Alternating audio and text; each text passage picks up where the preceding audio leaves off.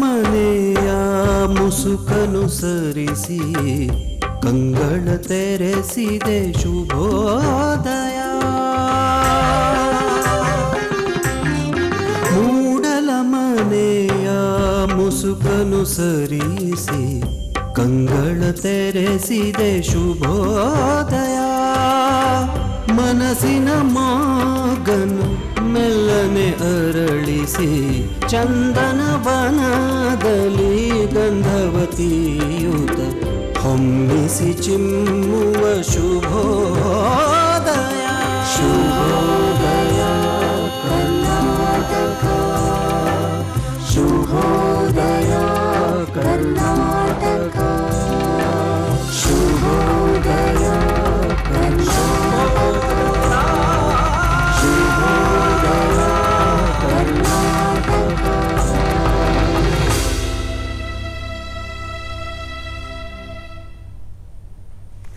ನಮಸ್ಕಾರ ವೀಕ್ಷಕರೇ, ಶುಭೋದಯ ಕರ್ನಾಟಕ 2ನೇ ಆವೃತ್ತಿಗೆ ಪ್ರೀತಿಯ ಸ್ವಾಗತ.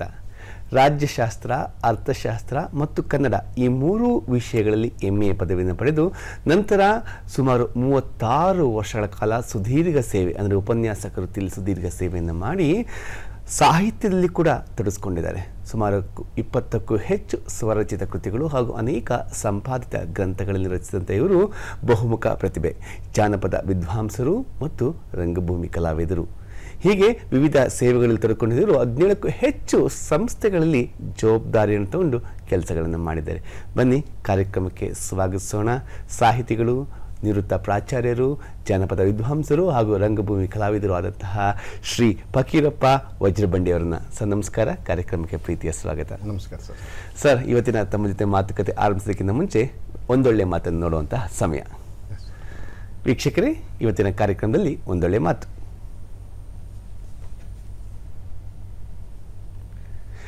ಚಿನ್ನ ಮಾಡುವ ಮೊದಲು ಚಿನ್ನವೇ ನೀನಾಗು, ಅನ್ನಕ್ಕೆ ಶರಣಾಗು ಭಕ್ತಿಯಿಂದ, ನಿನ್ನ ಮನಶುದ್ಧಿಯಲ್ಲಿ ಉನ್ನತಿಯ ಹಾದಿಯಲ್ಲಿ ಇನ್ನೂ ಸಾರ್ಥಕವಾಗು ಶಾಂತಮಲ್ಲೇಶ. ಇದರ ಅರ್ಥ, ಚಿನ್ನವು ಶ್ರಮ ಮತ್ತು ಪರಿಶುದ್ಧತೆಯ ಸಂಕೇತ. ಮನುಷ್ಯರು ಶ್ರಮಜೀವಿಗಳಾಗಿ ಚಿನ್ನದಂತೆ ಶುದ್ಧಿಯಾಗಿ ತನ್ನ ಅನ್ನವ ತಾನು ದುಡಿದು ತಿನ್ನಬೇಕು, ಉನ್ನತಿಯ ದಾರಿಯಲ್ಲಿ ನಡೆದು ಸಾರ್ಥಕವಾಗಬೇಕು ಎಂದು ಶಾಂತಮಲ್ಲೇಶ ಕವಿ ಕರೆ ನೀಡಿದ್ದಾರೆ. ಇದಾಗಿತ್ತು ಇವತ್ತಿನ ಒಂದೊಳ್ಳೆ ಮಾತು. ಬನ್ನಿ ಮಾತುಕತೆಯನ್ನು ಆರಂಭಿಸೋಣ ಇವತ್ತಿನ ನಮ್ಮ ಅತಿಥಿಗಳೊಂದಿಗೆ. ಸರ್, ನಾಗಲೇ ಹೇಳ್ತಾ ಇದೆ, ಸಾಹಿತಿಗಳಾಗಿ ಬಹಳಷ್ಟು ಕೃತಿಗಳನ್ನು ರಚಿಸಿದ್ದೀರಾ ಅಂತ, ಕವನ ಸಂಕಲನ ಕೂಡ ರಚಿಸಿದ್ದೀರಾ. ಇವತ್ತಿನ ಸಂದರ್ಶನವನ್ನು ಒಂದು ಕವನದೊಂದಿಗೆ ಪ್ರಾರಂಭಿಸಬಹುದಾ? ಆಗ್ಬೋದು ಸರ್.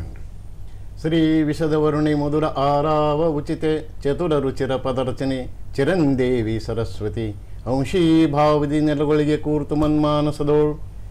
ನಾನು 1986ರಲ್ಲಿ ಬರೆದಂಥ ನನ್ನ ಮೊದಲ ಕವನ ನಾವೆಲ್ಲರೂ ಒಂದು ಅನ್ನುವಂಥದ್ದು. ಅದು ಅಜ್ಜ ಹೇಳಿದ ಮಾತ ನೆನಪಿಸಿಕೊಂಡು ಕುಳಿತ ಓದಲು ಅದರ ಜೊತೆಯೊಡನೆ ಬಿಚ್ಚಿಕೊಂಡವು ಸಹಸ್ರ ಸಹಸ್ರ ಎಳೆಗಳಾಗಿ ಜಗ್ಗಿದರು ಬಗ್ಗದಷ್ಟಿದ್ದವು ಇನ್ನೂ ಏಕತೆ ಇರಲಿ ಓದುವ ವಿಚಾರ ಚಿತ್ತ. ಮತ್ತೆ ಸಹಪಾಠಿಗಳ ಜೊತೆ ಹಿತ ಆಕಾಶ ಜ್ಯೋತಿ ಎರಡಾದರೂ ಬರುವ ಚಂದ್ರ ಸೂರ್ಯ ಒಂದೊಂದೇ. ಗಿಡ ಬಳ್ಳಿ ಬಗೆ ಬಗೆಯಾದರೂ ಹಸಿರೊಂದೇ. ತ್ರಿಕಾಲವಾದರೂ ನಿಲ್ಲದು ಒಂದು ಇನ್ನೊಂದು ಆಗಮನಕ್ಕೆ. ದಶ ದಿಕ್ಕಾದರೂ ಒಂದನ್ನೊಂದು ಪಕ್ಷಗಳೆರಡಾದರೂ ಇಲ್ಲ ಕೃಷ್ಣ ಶುಕ್ಲ ಬರುವವರೆಗೆ. ಮಾನವ ಹುಟ್ಟುವಾಗ ಒಬ್ಬ, ಸಾವು ಬಂದಾಗಲೂ ಸಹ ನಗುವಾಗ ಒಬ್ಬನೇ. ನೆನೆದು ದುಃಖದಲ್ಲಿಯೂ ನಡೆವ ನೆಲವೊಂದೇ, ಕುಡಿವ ಜಲವೊಂದೇ, ಸುಡುವ ಅಗ್ನಿ ಒಂದೇ, ಜಲ ಚರಗಳೊಂದೇ. ನಾವೆಲ್ಲ ಭಾರತೀಯರು ಎಂದೆಂದಿಗೂ ಒಂದೇ. ನಾವೆಲ್ಲ ಭಾರತೀಯ ಸಂದೇಶ ಒಂದು ಗೀತಿನ ಆಗಲೇ ಬರ್ದಿದ್ದೀರಾ ಅಂತ ಪುಸ್ತಕ ಕೂಡ ನೋಡ್ಬೋದು. ಅದು ಆಗಿನ ಒರಿಜಿನಲ್ ಪುಸ್ತಕ ತಂದಿದ್ದೀರಾ ಅಂತ ಅನ್ಸುತ್ತೆ. ಮೊದಲು ಪ್ರಕಟವಾದ ಪುಸ್ತಕನೇ ಇದು ಮೊದಲನೇ ಸರ್. ತುಂಬ ಸಂತೋಷ ಸರ್. ಈಗ ನಿಮ್ಮ ಅನೇಕ ಸಾಹಿತ್ಯ ರಂಗಭೂಮಿ ಸಾಧನೆ ತಿಳಿಯೋಕ್ಕಿಂತ ಮುಂಚೆ ತಮ್ಮ ಬಾಲ್ಯದ ಜೀವನ ಹೇಗಿತ್ತು ಅಂತ ತಿಳ್ಕೊಳ್ಳುವಂಥ ಕುತೂಹಲ ನಮಗೆ. ಹೇಗಿತ್ತು ಸರ್ ತಮ್ಮ ಬಾಲ್ಯದ ಜೀವನ? ಸರ್, ನಮ್ಮದೊಂದು ಕೃಷಿ ಕುಟುಂಬ. ನಮ್ಮ ತಂದೆಯವರಿಗೆ ನಾವು 6 ಜನ ಮಕ್ಕಳು, 2 ಹೆಣ್ಮಕ್ಳು, ಒಬ್ಬ ಅಕ್ಕ, ಒಬ್ಬ ತಂಗಿ. ನಡುವೆ ಏನೈತಂದರೆ ನಾವು 4 ಜನ ಗಂಡು ಮಕ್ಕಳು ಇದ್ವಿ. ನಮ್ಮ ಸಣ್ಣ ತಮ್ಮ ಒಬ್ಬನ ತೀರ್ಕೊಂಡ. ನಮ್ಮ ಕೃಷಿ ಕುಟುಂಬದೊಳಗೆ ನಮ್ಮ ಚಿಕ್ಕಪ್ಪ ಒಂದಷ್ಟು ಆಕಾಶವಾಣಿ ಕೇಳುವಂಥ ಅವ್ರಿಗೆ ಆಸಕ್ತಿ ಇತ್ತು. ಹೀಗಾಗಿ ಮನೆಯಲ್ಲಿ ರೇಡಿಯೋ ಇತ್ತು. ಆ ರೇಡಿಯೋ ಏನೈತಂದರೆ ಸಂಜೆಗೆ ನಾನು ಅವ್ರ ಕಡೆಯಿಂದ ಪಡ್ಕೊಂಡು ರಾತ್ರಿ ಎಲ್ಲ ಸುಮಾರು 8 ಗಂಟೆಗೆ ನನ್ನ ಕಡೆ ರೇಡಿಯೋ ತೊಗೊಂಡೆ ಅಂದರೆ 11ರವರೆಗೆ ರೇಡಿಯೋ ಕೇಳ್ತಿದ್ದೆ. ಅದ್ರ ಜೊತೆಗೆ ಏನಂತಂದರೆ ಬೆಳಿಗ್ಗೆ ಶುಭೋದಯದ ಸಂದರ್ಭದಲ್ಲಿ ಏನು ಆಕಾಶವಾಣಿಯಿಂದ ಬರ್ತಕ್ಕಂಥ ಭಕ್ತಿಗೀತೆಗಳು ಚಿಂತನೆ ಅವನ್ನೆಲ್ಲ ಕೇಳ್ತಾ ಇದ್ದೆ. ಹೀಗಾಗಿ ಏನಂತಂದರೆ ಆ ಸಾಹಿತ್ಯದ ಬಗ್ಗೆ ಒಲವು ಮೂಡಿತು. ನಾವು ಕೃಷಿ ಕುಟುಂಬ ಆದದ್ದರಿಂದ ನಾವು ಬೆಳಿಗ್ಗೆ ಏನಂತಂದರೆ ದನಗಳ ಸಗಣಿಯನ್ನು ಬೆಳೆದು ಒಟ್ಟು ಮೇವು ತಂದು ಆಮೇಲೆ ಏನಂತಂದರೆ ನಾವು ಶಾಲೆಗೆ ಹೋಗಬೇಕಾಗ್ತಿತ್ತು. ಹೀಗಾಗಿ ನಮ್ಮ ತಂದೆಯವರು ಏನಂತಂದರೆ ವ್ಯವಸಾಯ ಮಾಡಲಿಕ್ಕೆ ಒಬ್ಬ ಆಳಿಟ್ಟಿದ್ರು. ಹೀಗಾಗಿ ಏನಂತಂದ್ರೆ ಅವು ಕೇವಲ ಏನಂತಂದರೆ ಬಂದಾಗ ಎತ್ತುಗಳನ್ನು ದನಗಳನ್ನು ಉಪಯೋಗಿಸ್ತಿದ್ರೆ ವಿನಃ ಅವುಗಳ ಜವಾಬ್ದಾರಿಯನ್ನು ಮಾಡ್ತಿರಲಿಲ್ಲ. ಹೀಗಾಗಿ ಏನಂತಂದರೆ ನಾವು ಸ್ಕೂಲ್ಗೆ ಹೋಗ್ಬೇಕಾದ್ರೆ ನಾವು ಆ ಎಲ್ಲ ಕೆಲಸಗಳನ್ನ ಮಾಡಿ ಹೋಗ್ಬೇಕಾಗ್ತಿತ್ತು. ಈ ಮಳೆಗಾಲದ ಸಂದರ್ಭದೊಳಗೆ ಬಿಡಿ ದನಗಳಿಗೆ ನಮ್ಮನೆಯೊಳಗೆ ಏನಂತಂದ್ರೆ ಸುಮಾರು ಒಂದು 15 ಎಮ್ಮೆಗಳು, ಒಂದು 4-6 ಆಕಳುಗಳು, ಆಮೇಲೆ 2 ಎತ್ತುಗಳು ಇವುಗಳನ್ನು ಜೋಪಾನ ಮಾಡಬೇಕಾದ್ರೆ ನಾವು ಮಳೆಗಾಲದಲ್ಲಿ ಏನು ಮಾಡ್ತಿದ್ವಿ ಅಂದರೆ ಹಸಿರು ಹುಲ್ಲು ಇರ್ತಿತ್ತು. ಆ ಹಸಿರು ಹುಲ್ಲನ್ನು ಹೊಲದಾಗ ಹೋಗಿ ತೊಗೊಂಡು ಬಂದು ಒಂದೊಂದು ಹೊರೆ ಹುಲ್ಲನ್ನು ತೊಗೊಂಡು ಬಂದು ನಾವೇನು ಶಾಲೆಗೆ ಹೋಗ್ಬೇಕಾಗ್ತಿತ್ತು. ಅದಕ್ಕಿಂತ ಪೂರ್ವದೊಳಗೆ ಬೆಳಿಗ್ಗೆ 3:30-4 ಗಂಟೆಗೆ ಎದ್ದು ಸಗಣಿ ಬೆಳೆದು ಆಮೇಲೆ ಅಂತ ಬಾವಿಯಿಂದ ನೀರು ಸೇರಬೇಕಾಗ್ತಿತ್ತು. ಹೀಗಾಗಿ ಏನಂತಂದ್ರೆ ನೀರು ಸೇರಿ ದನಗಳಿಗೂ ಮತ್ತು ಮನುಷ್ಯರಿಗೂ ನಮ್ಗೆ ಬೇಕಾಗ್ತಕ್ಕಂಥ ಬಳಸ್ತಕ್ಕಂಥ ನೀರುಗಳನ್ನು ನಾವೆಲ್ಲ ಆ ಕಷ್ಟಪಟ್ಟು ಮಾಡಬೇಕಾದಂಥ ಒಂದು ಜೀವನ ಇತ್ತದು. ಅದು ಒಂದು ಖುಷಿ ಕೊಡ್ತಿತ್ತದು. ನಾವು ಏನಾದರೂ ಮಾಡಿ ನಮ್ಮ ಕೃಷಿ ಕುಟುಂಬ ಆದದ್ರಿಂದ ನಮ್ಮ ಮನೆಯೊಳಗೆ ಏನಂತಂದರೆ ಶಿಕ್ಷಣದ ಬಗ್ಗೆ ಒಂದಿಷ್ಟು ಕಡಿಮೆ ಆಸಕ್ತಿ ಇತ್ತು. ನನಗೇನೈತಂದ್ರೆ ಶಾಲೆ ಕಲಿಬೇಕು ಅನ್ನುವಂಥ ಆಸಕ್ತಿ ಇರೋದ್ರಿಂದ ನಮ್ಮ ಮನೆಯೊಳಗೆ ಎಲ್ಲಿ ಶಾಲೆ ಬಿಡಿಸ್ತಾರೋ ಅನ್ನೋ ಕಾರಣಕ್ಕಾಗಿ ನಾ ಎಲ್ಲ ಕೆಲಸಗಳನ್ನು ಮಾಡಿ ಮನೆಯೊಳಗೆ ಏನೈತಂದರೆ ಅವ್ರಿಗೆ ಸಹಕಾರ ಕೊಟ್ಟು ಶಾಲೆಗೆ ಹೋಗ್ತಿದ್ದೆ. ಅದು ಒಂದು ಖುಷಿ ಕೊಡ್ತಕ್ಕಂಥ. ಅಲ್ಲಲ್ಲ, ಆದರೂ ಅಷ್ಟೆಲ್ಲ ಕೆಲಸ ಮಾಡಿ ನೋಡಿ, ಎಷ್ಟು ಕೆಲಸಗಳಿದೆ, ಇಷ್ಟೆಲ್ಲ ಕೆಲಸ ಮಾಡಿ ಓದಿದ್ರಿಗೆ ಭಾಳ ಆಸಕ್ತಿ ಬೆಳೆದಿದ್ದು. ನಿಮ್ಮ 4 ಜನದಲ್ಲಿ ನೀವೇ ಜಾಸ್ತಿ ಓದಿದ್ದ ಹೇಗೆ? ಹೌದೌದು. ಒಂದು ಅರ್ಥದೊಳಗೆ ಹೇಳಬೇಕು ಅಂದರೆ ನಮ್ಮ ಮನೆಯೊಳಗೆ ನಮ್ಮ ಜೊತೆಗೇನಂತಂದ್ರೆ 1 ವರ್ಷದ ಹಿಂದೆ ನಮ್ಮ ತಮ್ಮ ಇದ್ದ ಪವಡಪ್ಪ ಅಂತ. ಆತ ಏನಂತಂದ್ರೆ ನಾವಿಬ್ಬರು ಒಂದೇ ಸ್ಕೂಲ್ನಾಗ ಒಂದೇ ಕ್ಲಾಸ್ನಾಗ ಇದ್ವಿ. ಆಗ ಮಣ್ಣಿನ ಸ್ಲೇಟ್ ಇರ್ತಿದ್ವು. ಅವಾಗೇನೈತಂದ್ರೆ ಒಂದು ಕೆಳಗೆ ಬಿಟ್ಟು ಹೊಡೆದು ಹೋಗೋವು. ಆದರೆ ನನಗೇನೈತಂದ್ರೆ ಅವ್ನು ಜೋಪಾನವಾಗಿ ಇಡಬೇಕು ಅನ್ನುವಂಥದ್ದು ಎಲ್ಲಿ ಸಿಕ್ಕಾಪಟ್ಟೆ ಹುಡುಗರು ವಿದ್ಯಾರ್ಥಿಗಳು ಇರ್ತಿದ್ರು ಆವಾಗ. ಬಟ್ ಏನಾಯ್ತಿದೆ ಅಂದರೆ ಅವ್ನು ಸರಿಯಾಗಿ ಜೋಪಾನ ಮಾಡುವಂಥ ಪಾಠಗಳನ್ನು ಇರ್ತಕ್ಕಂಥ ಒಂದು ವ್ಯವಸ್ಥೆ ಇರಲ್ಲ. ಬಟ್ ನಮ್ಮ ತಮ್ಮ ಏನು ಮಾಡ್ತಿದ್ರೆ ಮೇಷ್ಟ್ ಏನು ಮಾಡ್ತಿರಂದ್ರೆ ಸರಿಯಾಗಿ ಓದಲಿಕ್ಕೆ ಬರದೇ ಬರೋದ್ರಿಂದ ಅವ್ರು ಏನು ಮಾಡ್ತಿರಂದ್ರೆ ಏಟ್ ಕೊಡ್ತಿದ್ರು. ಆ ಏಟ್ ಕೊಡೋದ್ರಿಂದ ಏನು ಮಾಡ್ತೀವಿ ಅಂದ್ರೆ ನಮ್ಮ ತಮ್ಮ ತಪ್ಪಿಸ್ಕೊಳ್ಳೋದಕ್ಕೆ ಆ ಪಾರ್ಟಿನ ಹೊಡೆದೇನಂತಂದ್ರೆ ನಾವು 3-4 ಪಾರ್ಟಿ ಹೊಡೆದ್ಬಿಟ್ಟ. ಲಾಸ್ಟ್ ನಮ್ಮ ತಂದೆಯವರು ಹೇಳಿದ್ರು, ಇನ್ನೊಂದು ಪಾರ್ಟಿ ಹೊಡೆದಂದ್ರೆ ನೀನು ಬಿಡಿಸ್ಬಿಡ್ತೀನಪ್ಪ ಅಂತೇಳಿ. ಆತ ಮರುದಿವ್ಸ ಪಾರ್ಟಿ ತಂದು ಕೊಟ್ಟಿದ್ದನ್ನು ಮೇಲಿಂದ ಎತ್ತಿ ಹಾಕಿ, ಆಯ್ತು ನೋಡಿ ನಾನು ಇನ್ಮೇಲೆ ಏನಂತಂದ್ರೆ ಶಾಲೆ ಬರೋಕ್ಕಾಗೋದಿಲ್ಲ ಅಂತ ತಿಳ್ಕೊಂಡು ಬಿಡಿಸ್ಬಿಡ್ತಾರೆ ಅಂತ ತಿಳ್ಕೊಂಡು ಆತ ಹಂಗೆ ಮಾಡ್ದೆ. ನಾನೇನು ಮಾಡಿದೆ ಅಂದರೆ ಅವ್ರು ಎಷ್ಟೇ ಏಟ್ ಕೊಟ್ಟರು ಸಹಿತ ಅವ್ರು ಬಡಿತಿದ್ರು. ಹೆಂಗೆ ಅಂತಂದರೆ ನಮ್ಗೆ ಮಗ್ಗಿ ಬರಲಿಲ್ಲ ಅಂದರೆ, ಲೆಕ್ಕ ಬರಲಿಲ್ಲ ಅಂದರೆ, ಸರಿಯಾಗಿ ನಮಗೆ ಓದಲಿಕ್ಕೆ ಬರಲಿಲ್ಲ ಒತ್ತಕ್ಷರ ಅಂತಂದರೆ, ಇಲ್ಲಿ ಕೊಡೋದ್ರ ಜೊತೆಗೆ ಅಂಗೈಗೆ ಏಟ್ ಕೊಡೋದ್ರ ಜೊತೆಗೆ ಏನು ಮಾಡ್ತಾರೆ ಕೆಳಗಿಂದನ ಏನಂತಂದರೆ ರೂಲ್ ಗುಣಿಯಿಂದ ಬಿಡ್ತಿದ್ರು. ಆ ಎಲ್ಲ ನೋವುಗಳನ್ನು ಸಹಿಸಿಕೊಂಡು ಕಲಿಯುವಂಥ ಅವಕಾಶ ನನಗೆ ಸಿಕ್ತು. ಹೀಗಾಗಿ ಏನಂತಂದರೆ ನಮ್ಮೂರೊಳಗೆ ಮೊದಲೇ PhD ಪಡೆದಂಥ ವ್ಯಕ್ತಿ, 4 ಮಾಸ್ಟರ್ ಡಿಗ್ರಿಯನ್ನು MPhil ಪಡೆದಂಥ ಮೊದಲನೇ ವ್ಯಕ್ತಿ ಅಂತ ಹೇಳ್ಕೊಳ್ಳಿಕ್ಕೆ ನನಗೆ ಭಾಳ ಸಂತೋಷ ಮತ್ತು ಅಭಿಮಾನ ಅನಿಸ್ತದೆ. ನನ್ನೂರವರು ನನಗೆ ಅಷ್ಟು ಖುಷಿಯನ್ನು ಕೊಡುವಂಥ ನನಗೇನಂತದ ಗೌರವವನ್ನು ಕೊಡ್ತಾರೆ, ಪ್ರೀತಿ ತೋರಿಸ್ತಾ ಇದ್ದಾರೆ. ಅಲ್ಲ, ಆ ಮಾಸ್ಟ್ರು ಅವತ್ತಷ್ಟು ಶಿಕ್ಷೆ ಕೊಟ್ಟು ಬೆಳೆಸಿದ್ದಕ್ಕೆ ಕಲಿಸಿದ್ದಕ್ಕೆ ಇವತ್ತು ಅಷ್ಟೆಲ್ಲ ಹೆಮ್ಮೆಯಿಂದ ಹೇಳ್ಕೊಬೋದಲ್ವಾ? ಆ ಗುರುಗಳನ್ನ ಸ್ಮರಿಸ್ಕೊಳ್ಬೇಕಾದಂತಹ ಸಮಯ ಯಾವಾಗಲೂ ಕೂಡ ಅಲ್ವಾ ಸರ್? ಖಂಡಿತ ಸರ್. ನಮ್ಮನೊಳಗೆ ಶಾಲೆ ಬಿಡಿಸ್ತೀವಿ ಬಂದಾಗ ನಮಗೆ ಇಂಗ್ಲೀಷು ನಾರಾಯಣ ಭಟ್ರು ಅಂತ ಇದ್ರು, ಅವ್ರು ಬಡಿತಿದ್ರು. ಬಟ್ ಏನಂತ ನಮ್ಮನೆಗೆ ದನ ಕರುಗಳಿಗೆ ಹುಲ್ ತರೋದು, ಭಾಳಷ್ಟು ಕೆಲಸಗಳು, ಆಮೇಲೆ ಹೊಲದೊಳಗೆ ಏನಂತಂದ್ರೆ ಕಳೆ ಕೀಳೋದು ಅವೆಲ್ಲ ಇರೋದ್ರಿಂದ ಏನಾದರೂ ಮಾಡಿ ಬಿಡಿಸ್ಬೇಕು ನಮ್ಮ ಮಗನ ಅನ್ನುವಂಥದ್ದು ಮಾಡಿ ಏನು ಮಾಡ್ತಾರೆ ಅಂದರೆ ನಮ್ಮ ತಂದೆಯವರು ಆಗಾಗ ಶಾಲೆ ಬಿಡಿಸಿದ್ರು. ನನಗೆ ಪ್ರತಿ ದಿವಸ ಒಬ್ಬ ಸಹಪಾಠಿ ಕರೆದಂಗೆ ಅಂದಪ್ಪ ಉಪ್ಪಿನ ಅನ್ನೋಂಥ ಪ್ರಾಥಮಿಕ ಶಾಲಾ ಶಿಕ್ಷಕರು ನಮ್ಮನೆಗೆ ಬಂದು ಕರಿತಿದ್ರು. ಅವರು ನಿಮ್ಮ ಮಗನ ಶಾಲೆಗೆ ಕಳಿಸ್ಕೊಡ್ರಿ, ಅವಳು ಬುದ್ಧಿವಂತದನ, ಅವನು ಚೆನ್ನಾಗಿ ಓದ್ತಾನೆ ಅಂತೇಳಿ ಅವರು ನಮ್ಮ ತಂದೆಯವರು ತಮ್ಮ ಕೃಷಿ ಚಟುವಟಿಕೆಗೆ ನನ್ನನ್ನು ಬಳಸ್ಕೊಳ್ಳೋ ಸಲುವಾಗಿ ಅವ್ರ ಮೇಲೆ ಮಾಡ್ತಾರೆ, ಮೇಷ್ಟ್ರ ಮೇಲೆ ಸಿಟ್ಟು ಮಾಡ್ತಾ ಇದ್ರು. ಈ ಮನೆ ಕೆಲಸ ಯಾರು ಮಾಡ್ತಾರೆ, ನೀವು ಮಾಡ್ತೀರಾ ಅಂದು ಕೆಲವೊಮ್ಮೆ ಏನಂತೆ ರೇಗ್ತಿದ್ರು ಅವ್ರ ಮೇಲೆ. ಆದಾಗ್ಯೂ ಏನಂತಂದ್ರೆ ನಮ್ಮ ಗುರುಗಳು ಯಾವುದನ್ನು ಅವ್ರು ಏನು ಮಾಡಲಿಲ್ಲ ಅಂದರೆ ಸಿಟ್ಟು ಮಾಡ್ಕೊಳ್ಳೋದು, ಶರಣ ಮಾಡ್ಕೊಳ್ಳೋದು. ಪ್ರತಿ ದಿವಸ ಏನಂತಂದರೆ ಅವ್ರಿಗೆ ಅಷ್ಟೇ ಪ್ರೀತಿ ತೋರಿಸಿ, ಗೌರವ ತೋರಿಸಿ ಕಳಿಸ್ಲಿಲ್ಲ ಅಂದ್ರೆ ಅವತ್ತು ಬಿಡ್ತಿರು, ಮತ್ತು 6ನೇ ದಿವಸ ಬರ್ತಿರು, ಇಲ್ಲರಿ ನಿಮ್ಮ ಹುಡುಗನ ಕಳಿಸ್ರಿ ಅಂತ ತಿಳ್ಕೊಂಡು. ಹೀಗಾಗಿ ಏನಂತಂದರೆ ನನ್ನ ಓದಿಗೆ ನಮ್ಮ ಮೊದಲನೇದಾಗಿರ್ತಕ್ಕಂಥ ಅಂದಪ್ಪ ಉಪ್ಪಿನ ಗುರುಗಳನ್ನು ನಾನು ಸ್ಮರಿಸಲಿಕ್ಕೆ ಇಷ್ಟಪಡ್ತೀನಿ. ಹಾಗೆ ತಾವು ಡಿಗ್ರಿ PUC ಎಲ್ಲ ಮುಗಿಸಿದ ನಂತರ 3 ವಿಷಯಗಳಲ್ಲಿ MA ಪದವಿ ಪಡಿತೀರಾ, ಅರ್ಥಶಾಸ್ತ್ರ, ರಾಜ್ಯಶಾಸ್ತ್ರ ಮತ್ತು ಕನ್ನಡ ವಿಷಯದಲ್ಲಿ. ಹೇಗೆ 3 ಮೂರು ವಿಷಯದಲ್ಲಿ ಪಡಿಬೇಕಂದ್ರೆ ಯಾಕೆ ಅನಿಸುತ್ತೆ ನಮಗೆ? ನಾನು ಓದುವ ಕಾಲಕ್ಕೆ ಏನು ಅನ್ನಿಸ್ತಿರೋ ಅಂದರೆ, ನಾನು ಹೇಳಿದ್ನಲ್ರಿ, ಏನಂದರೆ ನಮ್ಮದು ಕೃಷಿ ಕುಟುಂಬ ಆದದ್ರಿಂದ ಕೃಷಿಗೆ ಬೇಕಾಗುವಂಥ ಕೆಲಸ ಕಾರ್ಯಗಳಿಗೆ ಬೇಕಾಗುವಂಥ ವ್ಯಕ್ತಿಗಳು ಬೇಕಾಗಿದ್ರು ಅವಾಗ. ಈಗ ನನಗೆ ಯಂತ್ರಗಳು ಇರಲಿಲ್ಲ. ನಮ್ಮದು ಜಮೀನು ಏನಂತಂದರೆ, ನಮ್ಮದು ಸ್ವಂತ ಜಮೀನು ಕಡಿಮೆ ಇದ್ದರೂ ಸಹಿತ ಏನಂತಂದರೆ ಸುಮಾರು ಒಂದು 20-25 ಎಕರೆ ಜಮೀನಿತ್ತು. ನಮ್ಮ ತಂದೆಯವರು ಏನಂತಾರೆ, ಬೇರೆಯವರ ಜಮೀನುಗಳನ್ನು ಲಾವಣಿ ಅಂತ ತಿಳ್ಕೊಂಡು, ಕೋರ್ ಅಂತ ತಿಳ್ಕೊಂಡು ಇನ್ನೊಬ್ಬರ ಜಮೀನುಗಳನ್ನು ಸಹಿತ ಅವರು ಮಾಡ್ತಿದ್ರು.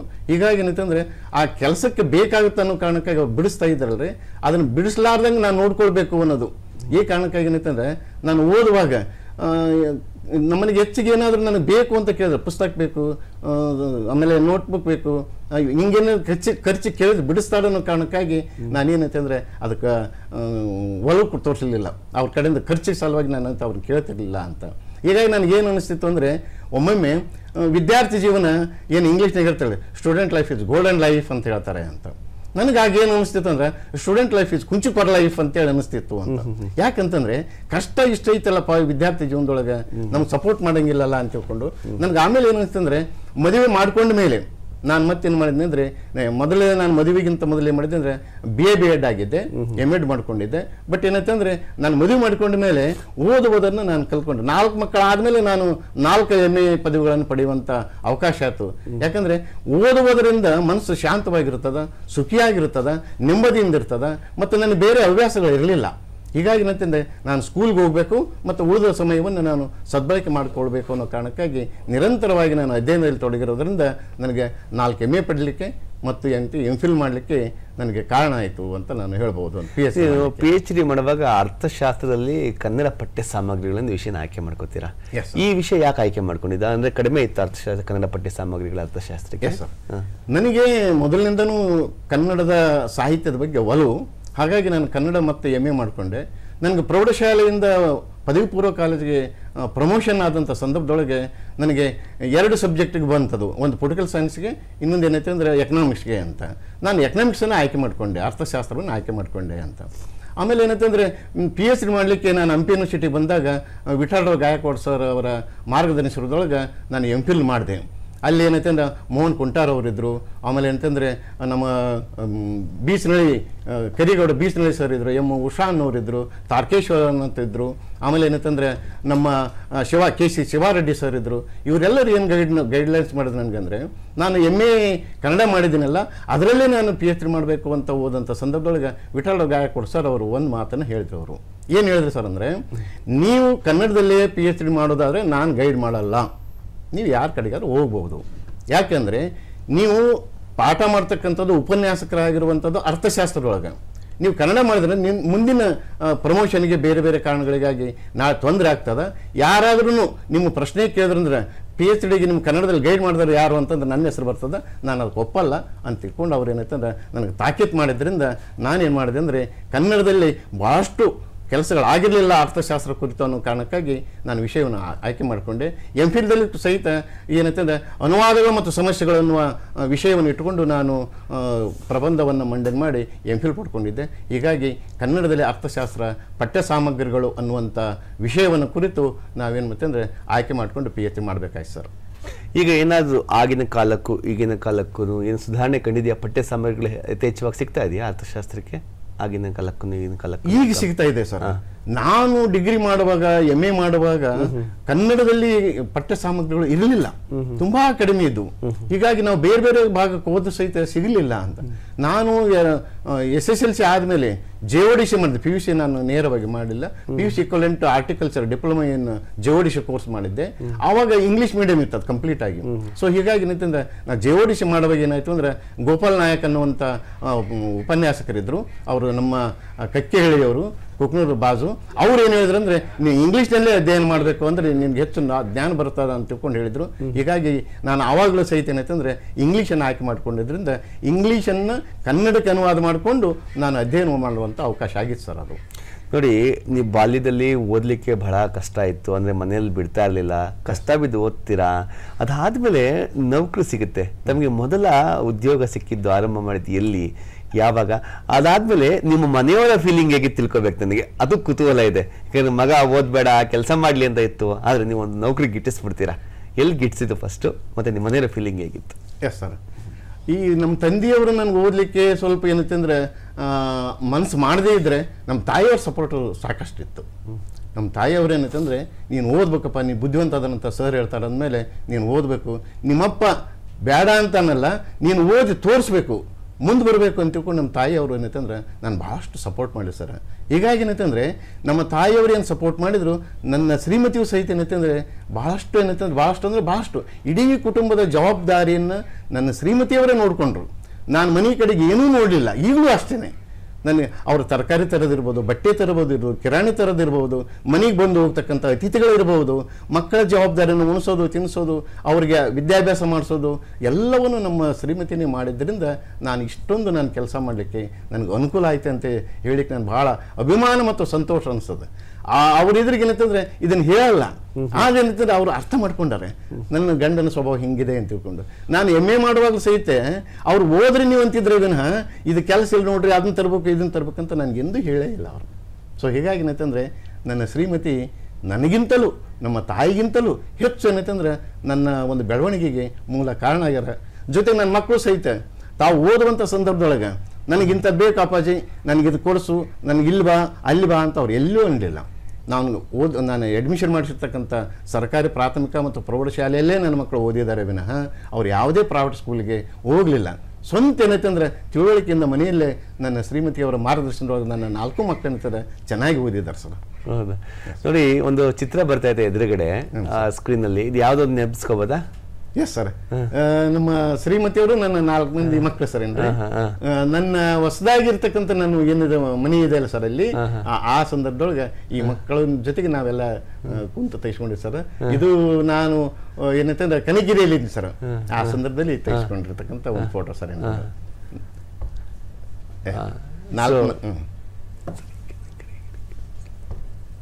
ಸರ್ 4 ಜನ ಮಕ್ಕಳು, ಅದು ಯಾವ ತೆಗೆಸಿದ ಫೋಟೋ ಸರ್ ಅದು?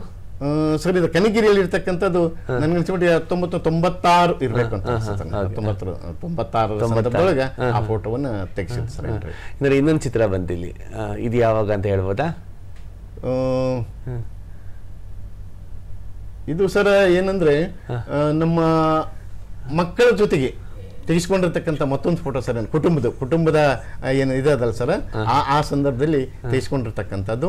ಅಲ್ಲಿ ಏನೈತೆ ಅಂದ್ರೆ ನನ್ನ ಕುಟುಂಬದ ಸದಸ್ಯರು ನಮ್ಮ ಅತ್ತೆ ಮಾವನನ್ನ ಸನ್ಮಾನ ಮಾಡುವಂಥದ್ದು ಒಂದು ಸಂದರ್ಭದಲ್ಲಿ ಅವರಿಗೆ ಹಾನರ್ ಮಾಡುವಂಥ ಸಂದರ್ಭದಲ್ಲಿ ನಮ್ಮ ಶ್ರೀಮತಿಯವರು ಮತ್ತು ನಮ್ಮ ಸಹಪಾಠಿಗಳ ಶ್ರೀಮತಿ ಅಕ್ಕಮ್ಮ ಅಂತ ತಿಳ್ಕೊಂಡು ಅವರು ಸನ್ಮಾನ ಮಾಡುವಂಥ ಗಿಫ್ಟ್ ಕೊಡುವಂಥ ಒಂದು ಸಂದರ್ಭ ಸರ್ ಅದು.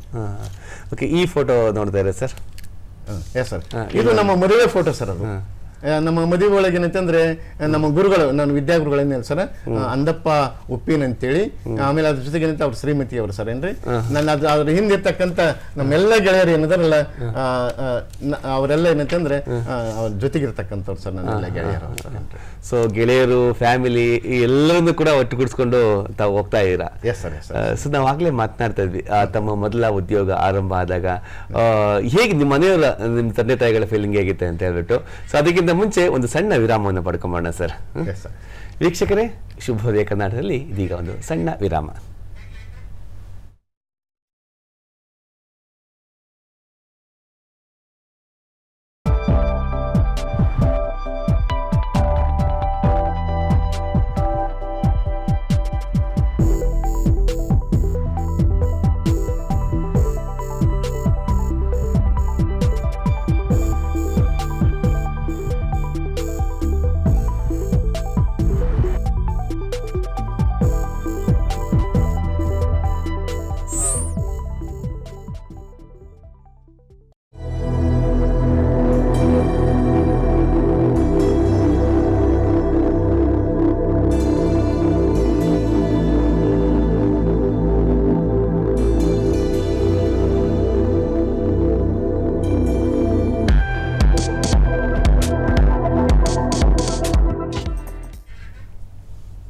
ವಿರಾಮ ನಂತರ ಮತ್ತೊಮ್ಮೆ ಪ್ರೀತಿಯ ಸ್ವಾಗತ. ಆಗಲೇ ಮಾತಾಡ್ತಾ ಇದ್ವಿ, ಕೃಷಿಕ ಕುಟುಂಬದಲ್ಲಿ ಬಂದಂಥ ತಾವು ಮೊದಲ ಉದ್ಯೋಗ ಸಿಕ್ಕಿದಾಗ ತಮ್ಮ ಮನೆಯವರ ಒಂದು ಭಾವನೆ ಹೇಗಿತ್ತು, ತನ್ನ ತಂದೆ ತಾಯಿಗಳ ಭಾವನೆ ಹೇಗಿತ್ತು ಅನ್ನೋದು ನಮ್ಮ ಒಂದು ಕುತೂಹಲ. ಎಸ್ ಸರ್, ನನಗೆ ಮೊದಲನೇದಾಗಿ ನೃಪತುಂಗ ಪ್ರೌಢಶಾಲೆ ಒಳಗೆ ಪ್ರೈವೇಟ್ ಸ್ಕೂಲಿಗೆ ಸೇರಿನಿ ಸರ್ ನಾನು. ಅದು ಕೊಪ್ಪಳದ MLA ಆಗಿದ್ರು ಸರ್, MB ದಿವಟ್ರ ಅಂತ ತಿಳ್ಕೊಂಡು. ಹಿರಿಯ ಸಾಹಿತಿಗಳಾಗಿರ್ತಕ್ಕಂಥ HS ಪಾಟೀಲ್ ಅದರ ಕಾರ್ಯದರ್ಶಿಗಳಾಗಿದ್ರು ಸರ್. ನಮ್ಮ ಊರಿನವರೇ ಗವಿಸಿದ್ದೇಶ್ವರ ಹೈಸ್ಕೂಲಿನ ಶಿಕ್ಷಕರಾಗಿ SC ಹಿರೇಮಠ ಅಂತಕೊಂಡು ಇದ್ದರು ಸರ್. ಆ ಹಿರೇಮಠ ಸರ್ನ ಕರ್ಕೊಂಡು ನಾನೇನು ಮಾಡಿದೆ ಅಂದರೆ ಇವರು ದಿವಟ್ರ ಅವ್ರನ್ನ ಭೇಟಿಯಾದೆ. ನಮ್ಮೂರೊಳಗೆ ಅವ್ರನ್ನ ಬ್ರ್ಯಾಂಚ್ ಇತ್ತು ನೃಪತುಂಗ ಪ್ರೌಢಶಾಲೆ. ನಾನು ನಮ್ಮನೆಗೆ ಊಟ ಮಾಡಿ ಅಲ್ಲಿ ಪಾಠ ಮಾಡಬೇಕು, ಅದು ಅನ್ಎಡೆಡ್ ಸ್ಕೂಲ್ ಆದದ್ದರಿಂದ ಅವರು ಕೊಪ್ಪಳಕ್ಕೆ ಹೋದಾಗ ಅವ್ರು ಏನು ಹೇಳಿದ್ರು ಅಂದರೆ, ಇಲ್ಲ ನಿಮ್ಮೂರಾಗ ಬೇಡ, ನೀನು ಬಿಸರಳ್ಳಿಯಲ್ಲಿ ಕೆಲಸ ಮಾಡು ಅಂದರು ಸರ್. ಸೊ ಹೀಗಾಗಿ ಏನು ಮಾಡಿದೆ ಅಂದರೆ ನಾನು ಬಿಸರಳ್ಳಿ ಒಳಗೆ ಕೆಲಸ ಮಾಡುವಾಗ ನಮ್ಮ HS ಪಾಟೀಲ್ ಏನಂದ್ರು, ಅಲ್ಲಿ ಮೆಥಮೆಟಿಕ್ಸ್ ಹೇಳೋರಿಲ್ಲ, ನೀನು ಮೆಥಮೆಟಿಕ್ಸ್ ಚೆನ್ನಾಗಿದೆ ನಿನಗೆ, ಹೀಗಾಗಿ ನೀನು ಮೆಥಮೆಟಿಕ್ಸ್ ಹೇಳಬೇಕು ಅಂದರು. ಅದ್ರ ಜೊತೆಗೆ ಏನೈತೆ ನನಗೆ ನೀನೇ ಹೆಡ್ ಮಾಸ್ಟರ್ ಕೆಲಸ ಮಾಡಬೇಕು ಅಂತ ತಿಳ್ಕೊಂಡು ಕೂಡ ಹೇಳಿದರು. ಹೀಗಾಗಿ 2.5 ವರ್ಷ ನಾನು ಗೌರ್ಮೆಂಟ್ ಅಪಾಯಿಂಟ್ ಆಗೋವರೆಗೂ ಅಲ್ಲಿ ಹೆಂಗಿತ್ತು ಅಂದರೆ ಕಜ್ಜಾಯ ಊಟ ಮಾಡಬೇಕು, ಜೊತೆಗೆ ಏನೈತೆ ಅಂದರೆ ಯಾವುದೇ ಸ್ಯಾಲ್ರಿ ಇರಲಿಲ್ಲ. ಸೊ ಹೀಗಾಗಿ ನಮ್ಮ ತಂದೆಯವರು ಏನಂದ್ರೆ ಅದನ್ನೆಲ್ಲ ಕೇಳಿಕೊಂಡು ನಮ್ಮನೆ ಒಳಗೆ ಆಳು ಕಾಳದವ ಚೆನ್ನಾಗಿ ಊಟ ಮಾಡೋರದರ, ನೀನು ಅಲ್ಲಿ ಉಪವಾಸ ವನವಾಸ ಇದ್ದು ಪಗಾರಲ್ದೆ ಯಾಕೆ ದುಡಿತಿ ಅಂತ ತಿಳ್ಕೊಂಡು ನಮ್ಮ ತಂದೆಯವರು ನನಗೆ ಅಬ್ಜೆಕ್ಷನ್ ಮಾಡಿದರು. ಆದ್ರೆ ನಾನು ಹೇಳಿದೆ, ಇಲ್ಲ ನನ್ನ ವೃತ್ತಿ ನಾನು ಆರಂಭ ಮಾಡೀನಿ, ಸ್ವೀಕಾರ ಮಾಡೀನಂದರೆ ಅದು ಕಷ್ಟನೋ ಸುಖನೋ ನಾನು ಆ ಕಡೆ ಬರಲ್ಲ, ನಾನು ನಾನು ಸೇವೆ ಮಾಡ್ತೀನಿ ಅಂತ ತಿಳ್ಕೊಂಡೆ. ಅದಕ್ಕೆ ಒಪ್ಪಿಕೊಂಡ್ರು ಅವರು. ಹೀಗಾಗಿ ಏನೈತೆ ಅಂದರೆ 87ರಿಂದ 89ರವರೆಗೂ ನಾನು ನೃಪತುಂಗ ಪ್ರೌಢಶಾಲೆ ಮುಖ್ಯೋಪಾಧ್ಯಾಯನಾಗಿ ಕೆಲಸ ಮಾಡಿದೆ. ನಂತರ ಏನೈತೆ ಅಂದರೆ 89ರೊಳಗೆ ನನ್ನ ಗೌರ್ಮೆಂಟ್ ಅಪಾಯಿಂಟ್ ಆಯಿತು. ಸೊ ಹೀಗಾಗಿ ಏನೈತೆ ಅಂದ್ರೆ ಆಗಿನ ಶಿವಮೊಗ್ಗ ಜಿಲ್ಲಾ, ಈಗಿನ ದಾವಣಗೆರೆ ಜಿಲ್ಲೆಯ ಚನ್ನಗಿರಿ ತಾಲೂಕಿನ ಕಗತೂರು ಒಳಗೆ ಏನೈತೆ ಅಂದರೆ ನನ್ನ ಮೊದಲನೇ ಅದು ಯಾವ ಶಾಲೆ ಸರ್ ಫೋಟೋ? ಅದು ಇದು ಏನಂದ್ರೆ ನಾನು BEd ನಲ್ಲಿ ಓದುವಂತ ಒಂದು ಫೋಟೋ ಸರ್. ಅದು BEd ನಲ್ಲಿ BEd ಓದುವಾಗ ಅಲ್ಲಿರ್ತಕ್ಕಂಥ ಏನಂತಂದ್ರೆ ಅಲ್ಲಿರುವಂತಹದ್ದು ಏನ್ರ ಅಲ್ಲಿರುವಂತ ಒಂದು ಫೋಟೋ ಸರ್. ಅದು BEd ನಲ್ಲಿ ಓದ್ತಾ. ಸೊ ಬಹಳ ಸಂತೋಷ ಆಯ್ತು. ಈಗ ನಾವು ಶಾಲೆಗೆ ಬಂದಿದ್ದೀವಿ, 2 ವರ್ಷ ಆದ ಸರ್ಕಾರಿ ನೌಕರಿ ಸಿಗುತ್ತೆ. ಸರ್ಕಾರಿ ನೌಕರಿ ತಮ್ಮ ಸುದೀರ್ಘ ಪ್ರಯಾಣವಾಗಿ 2000ದಿಂದ 2025 ನಿವೃತ್ತಿ ಆಗೋವರೆಗೂ ಕೂಡ ಒಂದೇ ಶಾಲೆಯಲ್ಲಿ 25 ವರ್ಷಗಳ ಕಾಲ ಸುದೀರ್ಘ ಸೇವೆ ಸಲ್ಲಿಸ್ತೀರಾ. ಅಲ್ಲಿನ ಅನುಭವ ಹೇಗಿತ್ತು? ಈಗ ನಾನು 89ರಲ್ಲಿ ನಾನು ಸರ್ಕಾರಿ ಪ್ರೌಢಶಾಲೆ ಸೇರಿದಾಗ ಸರ್, 90ಕ್ಕೆ ನನಗೆ ಮ್ಯಾರೇಜ್ ಮಾಡಿದ್ರು, ಮದುವೆ ಮಾಡಿದ್ರು. ಮದುವೆ ಆದಮೇಲೆ ಏನೈತೆ ಅಂದರೆ ಮತ್ತೊಂದು 8 ವರ್ಷ ನಾನು ಕನಗಿರಿಗೆ ಟ್ರಾನ್ಸ್ಫರ್ ತೊಗೊಂಡು ಅಲ್ಲಿ ನಾನು ಪ್ರೌಢಶಾಲಾ ಶಿಕ್ಷಕನಾಗಿ ಕೆಲಸ ಮಾಡಿದೆ. 2000ದಿಂದ ನಾನು ಪ್ರಮೋಷನ್ ಆದಾಗ ಅರ್ಥಶಾಸ್ತ್ರ ಉಪನ್ಯಾಸಕನಾಗಿ ತಳಕಲ್ಲಿ ಬಂದಾಗ ಏನೈತೆ ಅಂದರೆ ಅಲ್ಲಿ ಪ್ರಿನ್ಸಿಪಾಲ್ ಪ್ರಭಾರಿ ಪ್ರಾಚಾರ್ಯರಿದ್ದರು. ನಂತರ ಏನೈತೆ ಅಂದರೆ ಅವರು ಟ್ರಾನ್ಸ್ಫರ್ ಆದಮೇಲೆ ನಾನು ಪ್ರಭಾರಿ ಪ್ರಾಚಾರ್ಯನಾದೆ. ನಂತರ ಫುಲ್ ಟೈಮ್ ಬಂದರು, ಮತ್ತೆ ಅವರು ಟ್ರಾನ್ಸ್ಫರ್ ಆದರು. ಹೀಗೇನೈತೆ ಅಂದರೆ ನಿರಂತರವಾಗಿ ಏನೈತೆ ಅಂದರೆ ನಾನು ತಳಕಲ್ಲಿನಲ್ಲಿ 25 ವರ್ಷಗಳ ಸುದೀರ್ಘ ಸೇವೆ ಸಲ್ಲಿಸಿದ್ದು ಅದು ಅಮೋಘವಾದದ್ದು ಮತ್ತು ಅದ್ಭುತವಾದದ್ದು ಅಂತ ನನಗನ್ನಿಸ್ತಾ ಸರ್. ಯಾಕಂದರೆ ಊರವ್ರ ಸಹಕಾರನ ಹಾಗೆ ಇತ್ತು. ಮತ್ತು ನಾನು ಸಾಹಿತ್ಯದ ಚಟುವಟಿಕೆಗಳನ್ನು ಮಾಡ್ತಾ ಇದ್ದೆ. ಅದ್ರ ಜೊತೆಗೆ ಏನಂತಂದರೆ NSS ಘಟಕ ಇರಲಿಲ್ಲ.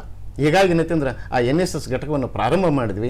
ಆ ಶಿಬಿರಗಳನ್ನು ಮಾಡೋದ್ರಿಂದ, ವಿದ್ಯಾರ್ಥಿಗಳಿಗೆ ವಿಶೇಷವಾದ ತರಗತಿ ನಡೆಸೋದ್ರಿಂದ ಅವ್ರಿಗೆಲ್ಲರಿಗೂ ಏನಂತಂದ್ರೆ ನಾವು ಅಚ್ಚುಮೆಚ್ಚಿನ ಉಪನ್ಯಾಸಕ ಮತ್ತು ಪ್ರಾಂಶುಪಾಲನಾಗಿ ನಾನು ಅವರ ವಿಶ್ವಾಸವನ್ನು ಊರವರು ಮತ್ತು ವಿದ್ಯಾರ್ಥಿಗಳನ್ನು ಗಳಿಸಿದ್ದರಿಂದ ನನಗೆ ಯಾವುದೇ ತೊಂದರೆ ಆಗಲಿ ಸರ್, ಯಶಸ್ವಿಯಾಗಿ ನಾನು ಕೆಲಸ ಮಾಡಿ. ಅದೊಂದು ವಿಶೇಷ ಸಾಧನೆ ಅಂತ ಹೇಳ್ಬೋದು ಸರ್, ವಿಶೇಷ ಮೈಲುಗಳ ಜೀವನದಲ್ಲಿ. ಯಾಕಂದ್ರೆ NSS ಘಟಕವನ್ನ ಅಲ್ಲಿಗೆ ತಗೊಂಡೋಗ್ತೀರಾ ಕೆಲಸ ಮಾಡೋ ಜಾಗದಲ್ಲಿ. ಅದು ಎಷ್ಟು ವಿಶೇಷ ಅಂತ ಅನ್ಸ್ಬೋದು. ಯಾಕಂದ್ರೆ ವಿದ್ಯಾರ್ಥಿಗಳಿಗೆ ಪಠ್ಯ ಚಟುವಟಿಕೆಗಳ ಜೊತೆಗೆ ಪಠ್ಯೇತರ ಚಟುವಟಿಕೆಗಳನ್ನ ತೋರಿಸುವಂಥ ಕೆಲಸವನ್ನು ಕೂಡ ಮಾಡ್ತೀರಾ. ಸೊ ಯಾವೆಲ್ಲ ಕ್ಯಾಂಪ್ಗಳು, ಏನೆಲ್ಲ ವಿಶೇಷ ಕಾರ್ಯಕ್ರಮಗಳು ಮಾಡ್ತೀರಾ NSS ಘಟಕದ ಮುಖೇನ? ಸರ್ ಅಲ್ಲಿ ನಾವೇನು ಮಾಡಿದ್ವಿ ಅಂದರೆ, ನಾವು ಅಲ್ಲಿ ಪಕ್ಕದಲ್ಲಿರ್ತಕ್ಕಂಥ ತಳಬಾಳ ಅಂತ ಒಂದು ಗ್ರಾಮವನ್ನು ಆಯ್ಕೆ ಮಾಡ್ಕೊಂಡ್ವಿ ಮತ್ತು ಬಾಲಾಪುರವನ್ನು ಆಯ್ಕೆ ಮಾಡ್ಕೊಂಡ್ವಿ. ಆಗ ಏನು ಮಾಡಿದ್ವಿ ಅಂದರೆ, ಎಲ್ಲೆಲ್ಲಿ ಚರಂಡಿಗಳು ಇರಲಿಲ್ಲ ಆ ಊರೊಳಗೆ ಕ್ಲೀನ್ ಆಗಿರಲಿಕ್ಕೆ, ಯಾಕಂದರೆ ಪರಿಸರ ಶುದ್ಧವಾಗಿಟ್ಟುಕೊಳ್ಬೇಕು ಅನ್ನೋ ಕಾರಣಕ್ಕಾಗಿ ಏನಂತಂದ್ರೆ ಆ ಗಟಾರಗಳನ್ನು ನಾವು ನೀಟಾಗಿ ಮಾಡಿಕೊಟ್ವಿ. ರಸ್ತೆಗಳಿರಲಿಲ್ಲ ದೇವಸ್ಥಾನಕ್ಕೆ ಹೋಗುವಂಥದ್ರಲ್ಲಿ, ಅಲ್ಲಿ ನೀಟಾಗಿ ಮಾಡಿಕೊಟ್ವಿ. ಆಮೇಲೆ ದೇವಸ್ಥಾನದ ಮುಂದೆ ಏನಂತಂದರೆ ತೆಂಗಿನ ಗಿಡಗಳನ್ನು, ಬೇರೆ ಬೇರೆ ಹೂವಿನ ಗಿಡಗಳನ್ನೆಲ್ಲ ನೆಟ್ವಿ.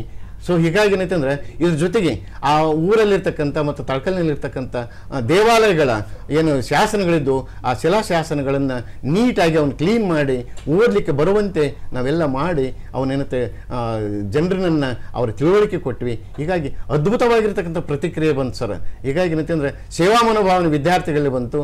ವಿದ್ಯಾರ್ಥಿಗಳ ಪಠ್ಯಗಳ ಜೊತೆಗೆ ಪಠ್ಯೇತರ ಚಟುವಟಿಕೆಗಳನ್ನ ಅವರು ಕ್ಲೀನಾಗಿ ನಾಟಕಗಳನ್ನು ಮಾಡೋದನ್ನು, ಆಮೇಲೆ ಹಾಡುಗಳನ್ನು ಹಾಡೋದನ್ನು, ಡ್ಯಾನ್ಸ್ ಮಾಡೋದನ್ನು ಅವ್ರು ಅವರೆಲ್ಲ ಅಭಿವ್ಯಕ್ತಿ ಮಾಡಿದಾಗ ಊರವರು ಕೂಡ ಏನಂತಂದರೆ ಭಾಳ ಖುಷಿಪಟ್ಟರು. ವಿವಿಧ ಕ್ಷೇತ್ರಗಳಲ್ಲಿ ಸಾಧನೆ ಮಾಡಿರ್ತಕ್ಕಂಥವ್ರನ್ನ ಕರೆಸಿ ಉಪನ್ಯಾಸ ಮಾಡಿಸಿದೆ. ಹೀಗಾಗಿ ಸುಮಾರು 10 ದಿನಗಳವರೆಗೆ ಏನಂತಂದ್ರೆ ಅದ್ಭುತವಾಗಿರ್ತಕ್ಕಂಥ ಕಾರ್ಯಕ್ರಮ ಮಾಡುವಾಗ ಕಾರ್ಯಕ್ರಮದ ಸಂಯೋಜಕರಾಗಿರ್ತಕ್ಕಂಥ ಎನ್ ಎ ಕೆಂಚರೆಡ್ಡಿಯವರ ಇವರ ಒಂದು ಮಾರ್ಗದರ್ಶನ, ಅವರು ಏನಂತ ನಮ್ಮ ಮಾರ್ಗದರ್ಶನದೊಳಗೆ ಅದ್ಭುತವಾಗಿರ್ತಕ್ಕಂಥ ಕ್ಯಾಂಪನ್ನು ಯಶಸ್ವಿ ಮಾಡಿಕೊಟ್ರು. ನಮ್ಮ ಪ್ರೌಢಶಾಲಾ ಎಲ್ಲ ಶಿಕ್ಷಕರು ಮತ್ತು ಸಾಹಿತಿಗಳು, ಲಾಯರು, ಡಾಕ್ಟ್ರು ಎಲ್ಲ ಏನಂತಂದ್ರೆ ಅತಿಥಿಗಳನ್ನು ನಾವು ಕರೆಸಿದಾಗ ಭಾಳ ಅದ್ಭುತವಾಗಿರ್ತಕ್ಕಂಥ ಸಹಕಾರ ಕೊಟ್ಟರು. ಆ ಗ್ರಾಮದವ್ರು ಸಹಕಾರ ಕೊಟ್ಟರು ಅಂತ ಹೇಳಲಿಕ್ಕೆ ಭಾಳ ಖುಷಿ ಅನ್ನಿಸ್ತಾ ಸರ್ ನನಗೆ. ಹಾಗೆ ತಮಗೆ ಸಾಹಿತ್ಯದ ಬಗ್ಗೆ ಬಹಳಷ್ಟು 20ಕ್ಕೂ ಹೆಚ್ಚು ಸ್ವರಚಿತ ಕೃತಿಗಳನ್ನು ರಚಿಸ್ತೀರಾ.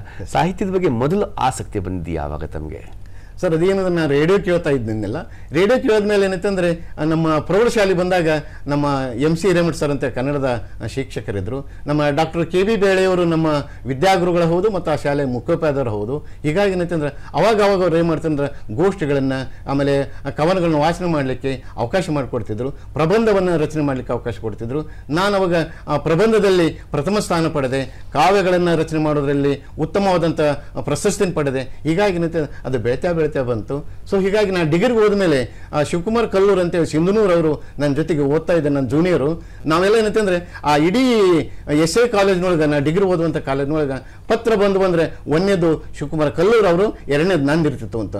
ಭಾಳಷ್ಟು ಎಂತ ಪತ್ರಗಳು, ಪತ್ರಿಕೆಗಳು, ನಾವೇನು ಚುಟುಕುಗಳನ್ನು, ಕವನಗಳನ್ನು, ಆಮೇಲೆ ಕಥೆಗಳನ್ನು ಕಳಿಸ್ಕೊಡ್ತಿದ್ವಿ. ಆ ಪತ್ರಿಕೆಗಳವರು ಅವನ್ನೆಲ್ಲ ನಮ್ಗೆ ವಾಪಸ್ ಕೊಡ್ತಿದ್ವು, ಪ್ರತಿಕ್ರಿಯೆ ಬರ್ತಿದ್ವು. ಹೀಗಾಗಿ ಅದು ನಮ್ಮ ಸಾಹಿತ್ಯ ಬೆಳಲಿಕ್ಕೆ ಭಾಳ ಅಮೋಘವಾಗಿರ್ತಕ್ಕಂಥ ಅನುಭವವನ್ನು ನೀಡಿತು ಅಂತ ತಿಳ್ಕೊಂಡು ಹೇಳಲಿಕ್ಕೆ ಇಷ್ಟಪಡ್ತೀನಿ. BV ಶಿವರೂರು ಅಂತ ತಿಳ್ಕೊಂಡು ನಮ್ಮ ತಾಲೂಕಿನವರೇ ಹಿರಿಯ ಸಾಹಿತಿಗಳು. ಹೀಗಾಗಿ ಏನಂತಂದರೆ ಅವ್ರ ಹತ್ರ ಹೋಗಿ ನಾವೇನಂತಂದ್ರೆ ನಮ್ಮ ಕಾವ್ಯಗಳನ್ನು, ಕಥೆಗಳನ್ನು ಬರೆದದ್ದನ್ನು ಅವ್ರ ಹತ್ರ ಹೋಗಿ ಅವನ್ನ ತೀಡಿಸ್ಕೊಂಡು ಬರ್ತಿದ್ವಿ. ಸೊ ಹೀಗಾಗಿ ಏನಂತಂದರೆ ನಂದು ಅರ್ಥಶಾಸ್ತ್ರ ಡಿಗ್ರಿ ಒಳಗೆ ಮೇಜರಾಗಿ ತೊಗೊಂಡಿದ್ರು ಸಹಿತ ನಮ್ಮ ಸಬ್ಜೆಕ್ಟು ಇಲ್ಲದೇ ಇರುವಂಥ ಸಂದರ್ಭದೊಳಗೆ, ಪೀರಿಯಡ್ ಇಲ್ಲದೇ ಇದ್ದಂಥ ಸಂದರ್ಭದೊಳಗೆ ನಾನು ಕನ್ನಡ ಕ್ಲಾಸ್ ಹೋಗಿ ಕೂಡ್ತಿದ್ದೆ. ಆ ಕನ್ನಡದ ಉಪನ್ಯಾಸಕರು ನನಗೆ ಹೇಳ್ತಿದ್ರು, ನೀನು ಎಕನಾಮಿಕ್ಸ್ ತೊಗೋದ್ ಬದಲಿ ನೀನು ಕನ್ನಡ ತೊಗೊಂಡಿದ್ದಂತ ಇನ್ನೂ ಹೆಚ್ಚು ಖುಷಿ ಆಗ್ತಿತ್ತು ಅಂತ ತಿಳ್ಕೊಂಡು ಅವರು ಕೂಡ ನನಗೆ ಅಭಿಮಾನದಿಂದ ಏನಂತಂದರೆ ಸಾಹಿತ್ಯ ಬೆಳಲಿಕ್ಕೆ ಅವರೆಲ್ಲ ಕಾರಣ ಆದರು ಅಂತ ತಿಳ್ಕೊಂಡು ಅವ್ರನ್ನ ಸ್ಮರಿಸಬೇಕಾಗ್ತದೆ ಸರ್. ಕಾಲೇಜು ಶಾಲಾ ಲೈಫಲ್ಲೇ ಸಾಹಿತ್ಯದ ಆಸಕ್ತಿ ಬಂತು ಅಂತ ಹೇಳಿದ್ರಿ. ಮತ್ತೆ ಕಾಲೇಜು ಶಾಲೆ ಓದೋವಾಗಲೇ ರಂಗಭೂಮಿಯಲ್ಲಿ ಕೂಡ ಬಹಳ ತೊಡ್ಕೊಂಡಿದ್ರಿ. ಅದರಲ್ಲೂ ವಿಶೇಷವಾಗಿ ಸ್ತ್ರೀ ಪಾತ್ರವನ್ನ ಬಹಳ ಚೆನ್ನಾಗಿ ಅಭಿನಯಿಸ್ತೀರಿ ಅಂತ ನಿಮ್ಮ ಸಮಕಾಲೀನರು ಹೇಳ್ತಾರೆ. ರಂಗಭೂಮಿಯ ತಮ್ಮ ಕಾಲೇಜಿನ ದಿನಗಳ ಬಗ್ಗೆ ಜ್ಞಾಪಿಸ್ಕೊಳ್ಳೋದಾದ್ರೆ? ಎಸ್ ಸರ್, ನನಗೆ ನಮ್ಮ ಸರ್ ಪ್ರಾಥಮಿಕ ಶಾಲೆ ಒಳಗೆ ನಾಗೇಂದ್ರಪ್ಪ ಬಡಿಗೇರ್ ಅಂತ ತಿಳ್ಕೊಂಡು ನಮ್ಮ ಊರೊಳಗೆ, ನಮ್ಮ ಓಣಿ ಒಳಗೆ ಇದ್ರು ಸರ್. ಅವರು, ನೀನು ಚೆನ್ನಾಗಿ ಮಾತಾಡ್ತೀಯ, ನೀನು ಒಳ್ಳೆಯ ಜ್ಞಾನ ಐತೆ ನಿನಗೆ, ನೀನು ಅಭಿನಯ ಯಾಕೆ ಮಾಡಬಾರ್ದು ಅಂತ ತಿಳ್ಕೊಂಡ್ರು. ನಾನು ಏನೇ ಪ್ರಯತ್ನ ಮಾಡಿದ್ರೆ ಸಹಿತ ಏನಂತಂದ್ರೆ ನನಗೆ ಕೆಲವು ಪಾತ್ರಗಳನ್ನು ಮಾಡಲಿಕ್ಕೆ ಸಾಧ್ಯ ಆಗಲಿಲ್ಲ. ಆವಾಗ ಅವ್ರು ಏನು ಮಾಡ್ತಾರೆ, ಏಕಾಂಕ ನಾಟಕದೊಳಗೆ ಸ್ತ್ರೀ ಪಾತ್ರವನ್ನು ನನಗೆ ಕೊಟ್ಟರು. ಅದನ್ನು ಚೆನ್ನಾಗಿ ನಿಭಾಯಿಸಿದೆ ಅಂತ ತಿಳ್ಕೊಂಡು ಹೇಳಿದ್ರು. ನಮ್ಮ ಜವಳಿ ಈಶಪ್ಪ ಅಂತ ತಿಳ್ಕೊಂಡು ಆತ ಗಂಡನ ಪಾತ್ರ ಮಾಡಿದ್ದ, ನಾನು ಹೆಂಡತಿಯ ಪಾತ್ರವನ್ನು ಮಾಡಿದೆ. ಒಂದು ಗೃಹಿಣಿಯ ಪಾತ್ರವನ್ನು ಭಾಳ ಅದ್ಭುತವಾಗಿರ್ತಕ್ಕಂಥ ಮಾಡಿದೆ ಅಂತ ತಿಳ್ಕೊಂಡು ನಮ್ಮ ಊರವರೆಲ್ಲ ಹೇಳ್ತಾ ಇದ್ರು ಸರ್. ಅದಾದಮೇಲೆ ಅಂತಂದರೆ ಇದ್ಯಾವುದನ್ನು ಕುಂಟ ಕುರುವತ್ತೆ ಅಂತ ತಿಳ್ಕೊಂಡು ಪ್ರೌಢಶಾಲೆ ಒಳಗೆ ನಾಟಕ ಮಾಡಿದ್ವಿ. ಅದಾದ ಮೇಲೆ ಏನಂತಂದರೆ ನಾನು ಜೋಡಿಸಿ ಮಾಡುವಾಗ ಏನಂತಂದರೆ ಅಲ್ಲಿ ಮತ್ತೊಂದು ನಾಟಕವನ್ನು ಮಾಡಿದಾಗ ಅಲ್ಲಿ ನಮ್ಮ ಊರವರೆಲ್ಲ ನಾಟಕ ನೋಡ್ಲಿಕ್ಕೆ ಬಂದಿದ್ರು. ಅದು ಏನೈತೆ ಮಹಾಮಾಯಿ ದೇವಸ್ಥಾನದ ಕುಕ್ನೊಳಗೆ ಮಾಡಿರ್ತಕ್ಕಂಥ ಸಂದರ್ಭದಲ್ಲಿ ಬೆಂಡಿ ಕಟ್ಟಿಕೊಂಡು ನೋಡ್ಲಿಕ್ಕೆ ಬಂದಿದ್ರು ನಮ್ಮೂರವರೆಲ್ಲ. ಆ ನಾಟಕವನ್ನು ನೋಡಿದ್ರು. ಅವೆಲ್ಲ ಏನೈತಂದರೆ ನೀನು ಥೇಟ್ ಹೆಣ್ಮಗಳ ಕಂಡಪ್ಪ, ನೀನು ಗುರ್ತು ಹಿಡಿಯೋಕ್ಕಾಗಲಿಲ್ಲ ನಮಗಂತ ತಿಳ್ಕೊಂಡು ನಮ್ಮೂರವರೆಲ್ಲ ನಾಟಕ ಮುಗಿದ ಮೇಲೆ ಅವಾಗೆಲ್ಲ ಏನೈತೆ ಆಯಾರ ಮಾಡ್ತಿದ್ರು ಸರ್. ಅವರೆಲ್ಲ ಬಂದು ಏನೈತಾರೆ ಆಯಾರ ಮಾಡಿದ್ರು, ಭಾಳ ಪ್ರೀತಿ ತೋರಿಸಿದ್ರು, ಮೆಚ್ಚುಗೆ ಮಾಡಿದ್ರು. ಹೀಗಾಗಿ ನಾನು ಡಿಗ್ರಿಗೆ ಹೋದ್ಮೇಲೆ ನನ್ನ ವಿಶೇಷವಾಗಿರ್ತಕ್ಕಂಥ ಅಭಿನಯ ನೋಡಿ ನಮ್ಮ ಏನಂತಾರೆ ಕುಲಸಚಿವರಾಗಿರ್ತಕ್ಕಂಥ ಆಗಿನ ಕುಲಸಚಿವರು ವಿಶೇಷವಾದ ಪಾರಿತೋಷಕವನ್ನು ಕೊಟ್ಟು ನನಗೆ ಅಭಿನಂದನೆ ನನಗೆ ಹೇಳಿದ್ರು ಸರ್. ಏನ್ರಿ ಅದು ವಿದ್ಯಾರ್ಥಿ ಜೀವನದಲ್ಲಿ ಮುಗಿದೋಯ್ತಾ ಅಥವಾ ವೃತ್ತಿಗೆ ಬಂದ ಮೇಲೆ ಕೂಡ ಕಂಟಿನ್ಯೂ ಆಯ್ತಾ?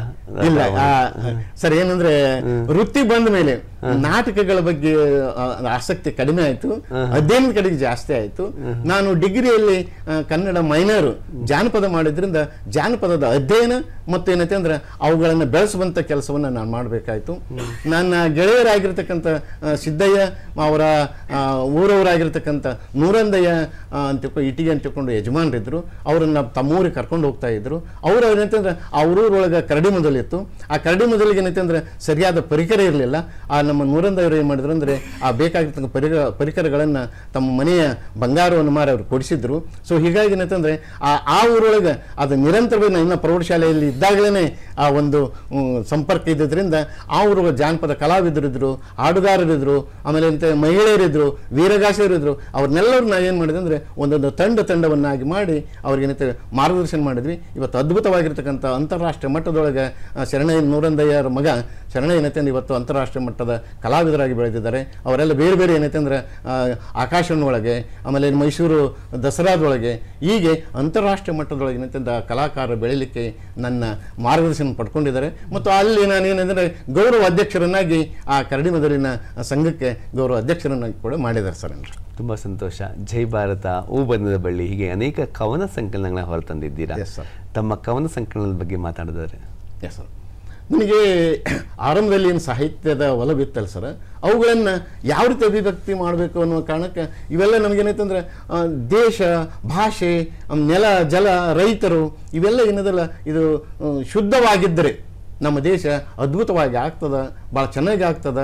ಇಡೀ ಜಗತ್ತಿಗಿನ ಭಾರತ ದೇಶ ಏನಂತಂದ್ರೆ ಗುರು ಅನಿಸ್ಕೊಂಡದ. ಹೀಗಾಗಿ ಏನಂತಂದ್ರೆ ಈ ಭಾರತಕ್ಕೆ ಗೌರವ ತರತಕ್ಕಂಥ ಭಾವನೆ ಅಂಥದ್ದಂದ್ರೆ ನಾವೆಲ್ಲರೂ ಒಂದು ಅನ್ನುವಂಥದ್ದು ಏನಿದೆಯಲ್ಲ ಅದು ಆಗಬೇಕು ಅನ್ನೋ ಕಾರಣಕ್ಕಾಗಿ ಏನಂತಂದರೆ ನನ್ನ ಕಾವ್ಯಗಳನ್ನು ಏನಂತಂದ್ರೆ ಈ ರೈತರನ್ನು ಕುರಿತಾಗಿರ್ತಕ್ಕಂಥದ್ದು, ಮಹಿಳೆಯರನ್ನು ಕುರಿತಂತಾಗಿರ್ತಕ್ಕಂಥದ್ದು, ಮತ್ತು ನೈತಿಕವಾಗಿ ನೀತಿಗಳನ್ನು ಕಲಿಸುವಂಥದ್ದು, ಇವುಗಳನ್ನೆಲ್ಲವನ್ನು ಒಟ್ಟುಗೂಡಿಸುವಂಥ ವಿಚಾರಗಳನ್ನ ಬೇರೆ ಬೇರೆ ಮೊದಲುಗಳಲ್ಲಿ ಕಥಾ ರೂಪದೊಳಗೆ, ಕಾವ್ಯ ರೂಪದೊಳಗೆ, ಆಮೇಲೆ ಚುಟುಕಿನ ರೂಪದೊಳಗೆ ಅವನ್ನೆಲ್ಲವನ್ನು ಏನಂತಂದರೆ ಬರಿತಾ ಬಂದೆ. ಅದ್ರ ಜೊತೆಗೆ ಏನಂತಂದ್ರೆ ಆಕಾಶವಾಣಿ ಧಾರವಾಡದವರು ನನ್ನ ಸ್ವರಚಿತ ಕವನಗಳನ್ನು ವಾಚನ ಮಾಡಲಿಕ್ಕೆ ನಾನು ಕಳಿಸ್ಕೊಟ್ಟಾಗ ಅವಕಾಶ ಮಾಡಿಕೊಟ್ರು. ಹೀಗಾಗಿ ಹಲವಾರು ಸಲ ಏನಂತಂದರೆ ಆಕಾಶದೊಳಗೆ ನನ್ನ ಸ್ವರಚಿತ ಕವನಗಳನ್ನು ವಾಚನ ಮಾಡುವಂಥ ಅವಕಾಶವನ್ನು ಕೊಟ್ಟಿದ್ದರಿಂದ ಅವು ಕೃತಿಗಳ ರೂಪದೊಳಗೆ ನಾವು ಪ್ರಕಟ ಮಾಡುವಂಥ ಅವಕಾಶ ಸಿಕ್ತಿದೆ ಸರ್. ಈ ಸಂದರ್ಭದಲ್ಲಿ ಒಂದು ಕವನ ಕೇಳಬಹುದಾ ತಮ್ಮಿಂದ? Yes sir. ಯಾವ ಕೃತಿಯಿಂದ ಕವನ ವಾಚಿಸ್ತಾ ಇದ್ದೀರಾ ಸರ್? ಏನಂದ್ರೆ ಗುಲಾಬಿ ಗುಚ್ಛ ಅನ್ನುವಂಥ ಕವನ ಸಂಕಲನದಿಂದ ನನ್ನ ಒಂದು ಮೇಘರಾಜನಿಗೆ ಅನ್ನುವಂಥ ಒಂದು ಕಾವ್ಯವನ್ನು ನಾನಿಲ್ಲಿ ಹೇಳಿಕ್ಕೆ ಇಷ್ಟಪಡ್ತೀನಿ ಸರ್. ಯಾಕೆನ್ನ ಈ ಧರೆಗೆ ಕಳಿಸಿದೆ ದೇವ, ತಡೆಯಲಾರೆ ಸಂಕಷ್ಟ ನೋಡಲಾರೆ ಇಲ್ಲಿ, ಭೀಕರ ಬರಗಾಲ ಮುತ್ತಿಹುದು ದಯಿಸುತ್ತ ವನಜಾಕ್ಷಿ ತಾಯಿ ಭುವನೇಶ್ವರಿಯ ಅಂತರಂಗ, ಬಾಯಾರಿಕೆ ತಡೆಯುವವರಿಲ್ಲ, ತಾಯಿಯ ಎದೆಯೋಳು ರಸವಿಲ್ಲ, ದೇಶದಲ್ಲಿ ಹಸಿರಿನ ಪರಿಚಯವಿಲ್ಲ, ಇಲ್ಲಿ ನಿನ್ನ ಹೊರತು ಬೇರೆ ಯಾರೂ ಬೇಕಿಲ್ಲ, ಬನವೆಲ್ಲ ಬಟ್ಟ ಬಯಲಾಗಿರುವುದು, ಜನಕ್ಕೆಲ್ಲ ನಿಟ್ಟುಸಿರು ಹಾಕುತಿಹರು, ಮನದಲ್ಲಿ ದೃಢತೆ ಮೊದಲಿಲ್ಲ, ಮೇಘರಾಜ ನೀನಿಲ್ಲದೆ ಗತಿಯಿಲ್ಲ, ಸುತ್ತೆಲ್ಲ ಉರಿಯುವುದು ನಿಂತು ತಂಪು ಮಂಜುಗಡ್ಡೆ ನಿಂತು, ಎನ್ನ ದೇಹದೋಳ್ ಬಲವಿಲ್ಲ ತಂದೆ, ನಿನ್ನ ಕರೆಕರೆದ ಬಾಗಿ ಕೈ ಮುಗಿದು, ಸಾಕು ಮಾಡೋ ನಿನ್ನ ಸೈರಣೆ, ಜೀಕಿ ಬಾರೋ ಬಹು ಕರುಣೆಯಲಿ, ಸಾಯುಜ್ಯ ಕ್ಷಾಮಕ್ಕೆ ನೀ ನೀಡು ಸರ್ವಜೀವ ಸುಕುಮಾರ ಕೇಳು ಅನ್ನುವಂಥ ಕವನವನ್ನು ನಾನು ಇದನ್ನು 1986 ಈ ಕೃತಿಯನ್ನು ಸಹಿತನಂತಂದ್ರೆ ಪ್ರಕಟ ಮಾಡುವಂಥ ಮತ್ತು ರಚನೆ ಮಾಡುವಂಥ ಒಂದು ಅವಕಾಶ ಸಿಕ್ಕಿತ್ತು ಸರ್. ಏನ್ರಿ ಹಾಗೆ ಶಿಶುಗೀತೆಗಳು, ಅಮ್ಮ ಎನ್ನುವ ಶಿಶುಗೀತೆಗಳನ್ನು ಕೂಡ ರಚನೆ ಮಾಡ್ತೀರಾ? Yes sir. ಶಿಶುಗೀತೆಗಳ ಬಗ್ಗೆ ಮಾತನಾಡ್ಬೋದಾ? ಯಾವಾಗ ಇದು ಶಿಶುಗೀತೆಗಳನ್ನ ಬರೀಬೇಕಂತ ಅನಿಸಿದ್ದು? ಎಸ್ ಸರ್, ಇದು 1982ರಿಂದ ನಾನು ಪ್ರಾರಂಭ ಮಾಡಿದೆ ಸರ್.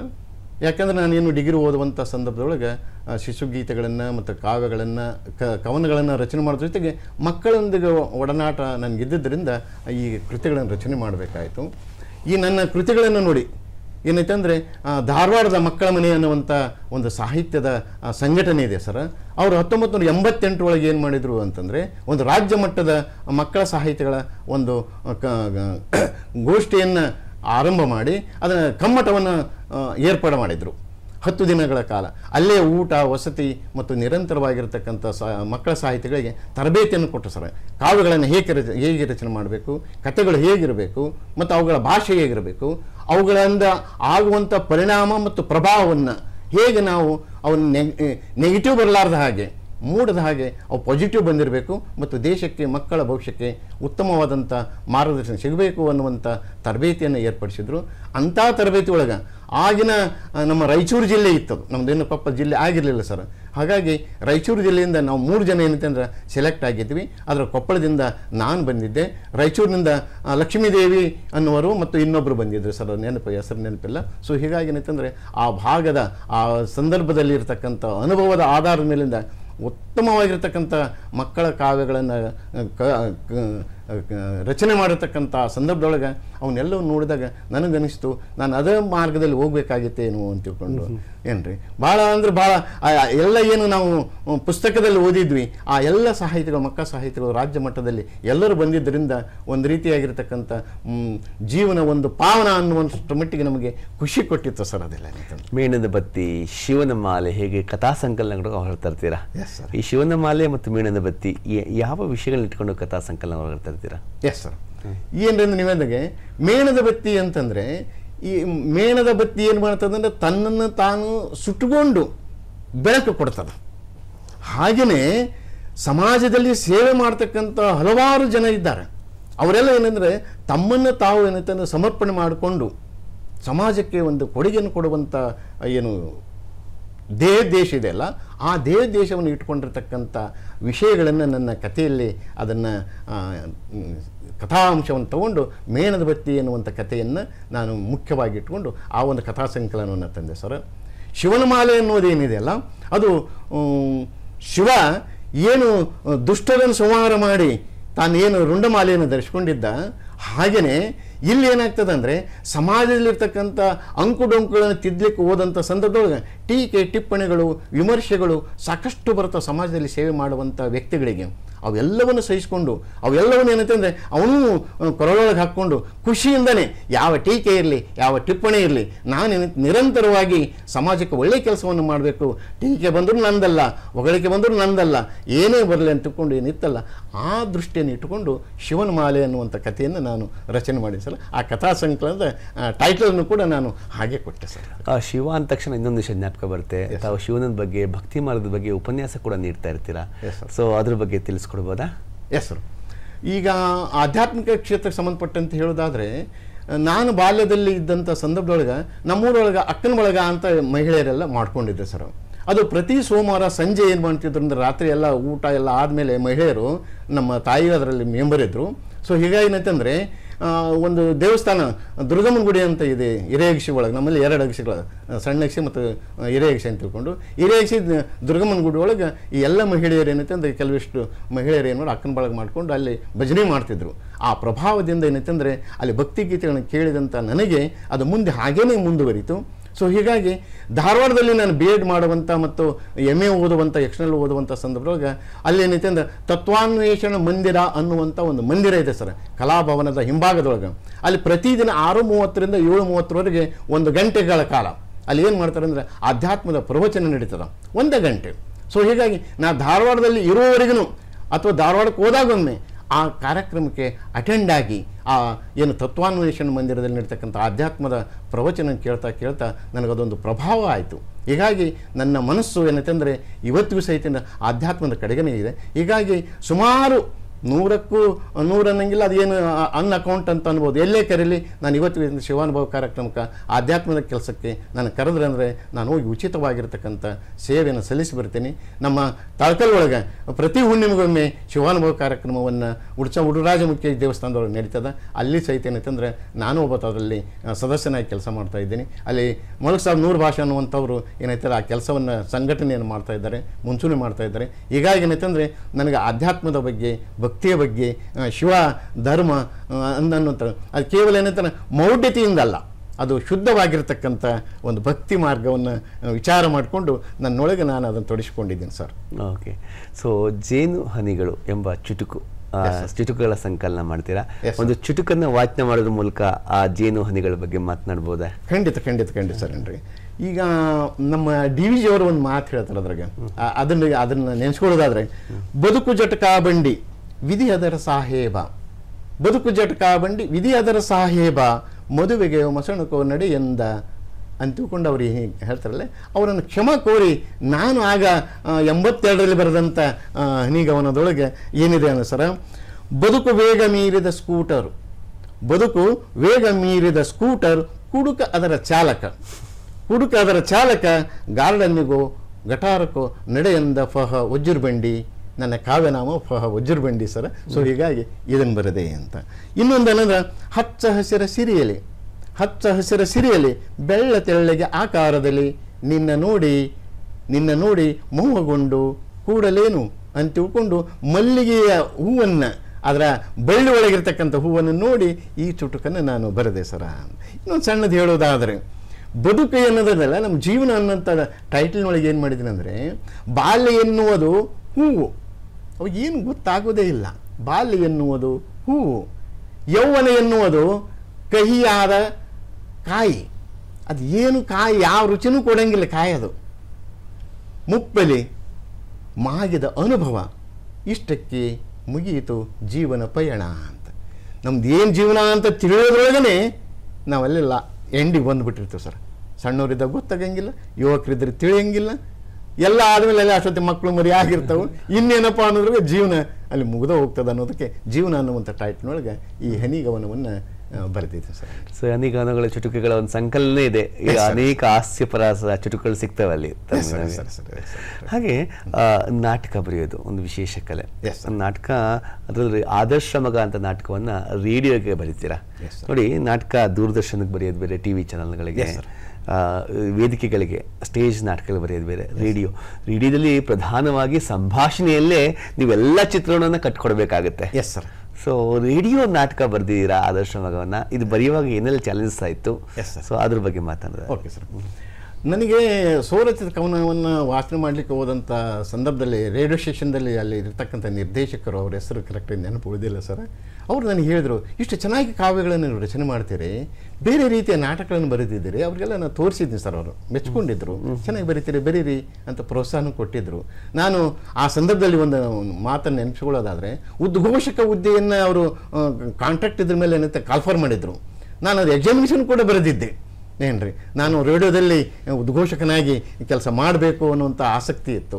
ಬಟ್ ಏನಾಗಲಿಲ್ಲ ಅಂದರೆ, ಅಷ್ಟೊತ್ತಿನೊಳಗೆ ನಮ್ಮನೊಳಗೆ ನೀನು ಏನಾದರೂ ಮಾಡಿ ನೌಕರಿ ಮಾಡೋದು, ಇದು ಕಾಂಟ್ರಾಕ್ಟ್ ಅಂದ್ಕೊಳ್ಳಿ ಬೇಡ ಅಂದರೆ, ಹೀಗಾಗಿ ಅದನ್ನು ಬಿಡಬೇಕಾದಂಥ ಸಂದರ್ಭ. ಈಗ ನೀವು ಹೇಳಿದ ಹಾಗೆ ರೇಡಿಯೋ ನಾಟಕದಲ್ಲಿ ವಿಶೇಷವಾದ ಸ್ಕಿಲ್ ಬೇಕಾಗ್ತದೆ ತಾವು ಹೇಳಿದಾಗೆ. ಯಾಕಂದರೆ ಈ ಏನು ಸ್ಟೇಜ್ ಮೇಲಿರ್ತಕ್ಕಂಥ ನಾಟಕಗಳಿಗೂ ರೇಡಿಯೋ ನಾಟಕಗಳಿಗೂ ತುಂಬ ವ್ಯತ್ಯಾಸ ಇದೆ ಸರ್. ಅಲ್ಲಿ ಏನಿದ್ರು ಧ್ವನಿಪೂರ್ಣವಾದಂಥ ಶಬ್ದಗಳನ್ನೇ ಬಳಸಬೇಕು, ಅಂಥ ಪದಗಳನ್ನು ಬಳಸಿ ಆ ಪರಿಣಾಮ ಆಗಿರಬೇಕದು. ಕಣ್ಣಿಗೆ ಕಟ್ಟುವಂತೆಯೇ ಆ ಏನಿರಬೇಕು, ಚಿತ್ರಣ ಬರುವಂಥ ಪದಗಳನ್ನು, ಸಂಭಾಷಣೆಯನ್ನು ಆ ಸಂಭಾಷಣೆ ಮೂಲಕವಾಗಿ ಅದು ಬರಬೇಕು ಅಂತ. ಈಗ ಉದಾಹರಣೆಗೆ ಇಲ್ಲಿ ಕೌನ್ಸಿಲೊಳಗೆ ಮೀಸಿ ತಿರುವನು ಅಂತ ಇರ್ತದ ಅಂದರೆ ಅಲ್ಲಿ ಅದು ಇರಲ್ಲ, ಕಾಣಿಸಲ್ಸನ್ರಿ. ಆದರೆ ನೀವೇದಂಗೆ ಬರ್ತಾ ಇದ್ದಾರೆ ಅಂದರೆ ಅಲ್ಲಿ ಹೆಣ್ಮಗಳು ಬಂದರು ಅಂದರೆ ಗೆಜ್ಜೆ ಸಪ್ಪಳಗಳು ಇರಬೇಕು, ಗಣಮಗ ಬರ್ತಾನಂದರೆ ಚಪ್ಪಲಿ ಹಾಕಿರ್ತಕ್ಕಂಥ ಶಬ್ದಗಳಾಗಬೇಕು, ಕದಾ ತೆಗಿರಿ ಅಂತ ಹೇಳಬೇಕಾದ್ರೆ ಕಟ್ ಅಂತ ಡೋರ್ ಬಡಿದಂಥ ಸೌಂಡ್ ಬರಬೇಕು. ಆ ರೀತಿಯಾಗಿರ್ತಕ್ಕಂಥ ಸಂದರ್ಭವನ್ನು ಬಳಸಿಕೊಂಡು ನಾನು ಆ ಮಗನ ಬಗ್ಗೆ, ಆದರ್ಶ ಮಗ ಅನ್ನೋದೇನಿದೆ ಅಲ್ಲ, ಮಕ್ಕಳಾದವ್ರು ಹೇಗಿರಬೇಕು ಅನ್ನೋದನ್ನು ರೇಡಿಯೋದ ಮೂಲಕವಾಗಿ 4 ಮಂದಿ ಗೊತ್ತಾಗಲಿ, ಸಮಾಜಕ್ಕೆ ಗೊತ್ತಾಗಲಿ ಅಂತ ತಿಳ್ಕೊಂಡು ಆದರ್ಶ ಮಗನನ್ನು ಕುರಿತು, ಆ ಟೈಟಲನ್ನು ಕುರಿತು ಒಂದು ಚಿಕ್ಕ ಏಕಾಂಕ ನಾಟಕದ ಟೈಪ್ ಏನಂತಂದರೆ ರೇಡಿಯೋ ನಾಟಕವನ್ನು ಬರೆದೆ. ಅದು ಪ್ರಸಾರ ಕೂಡ ಆಯಿತು.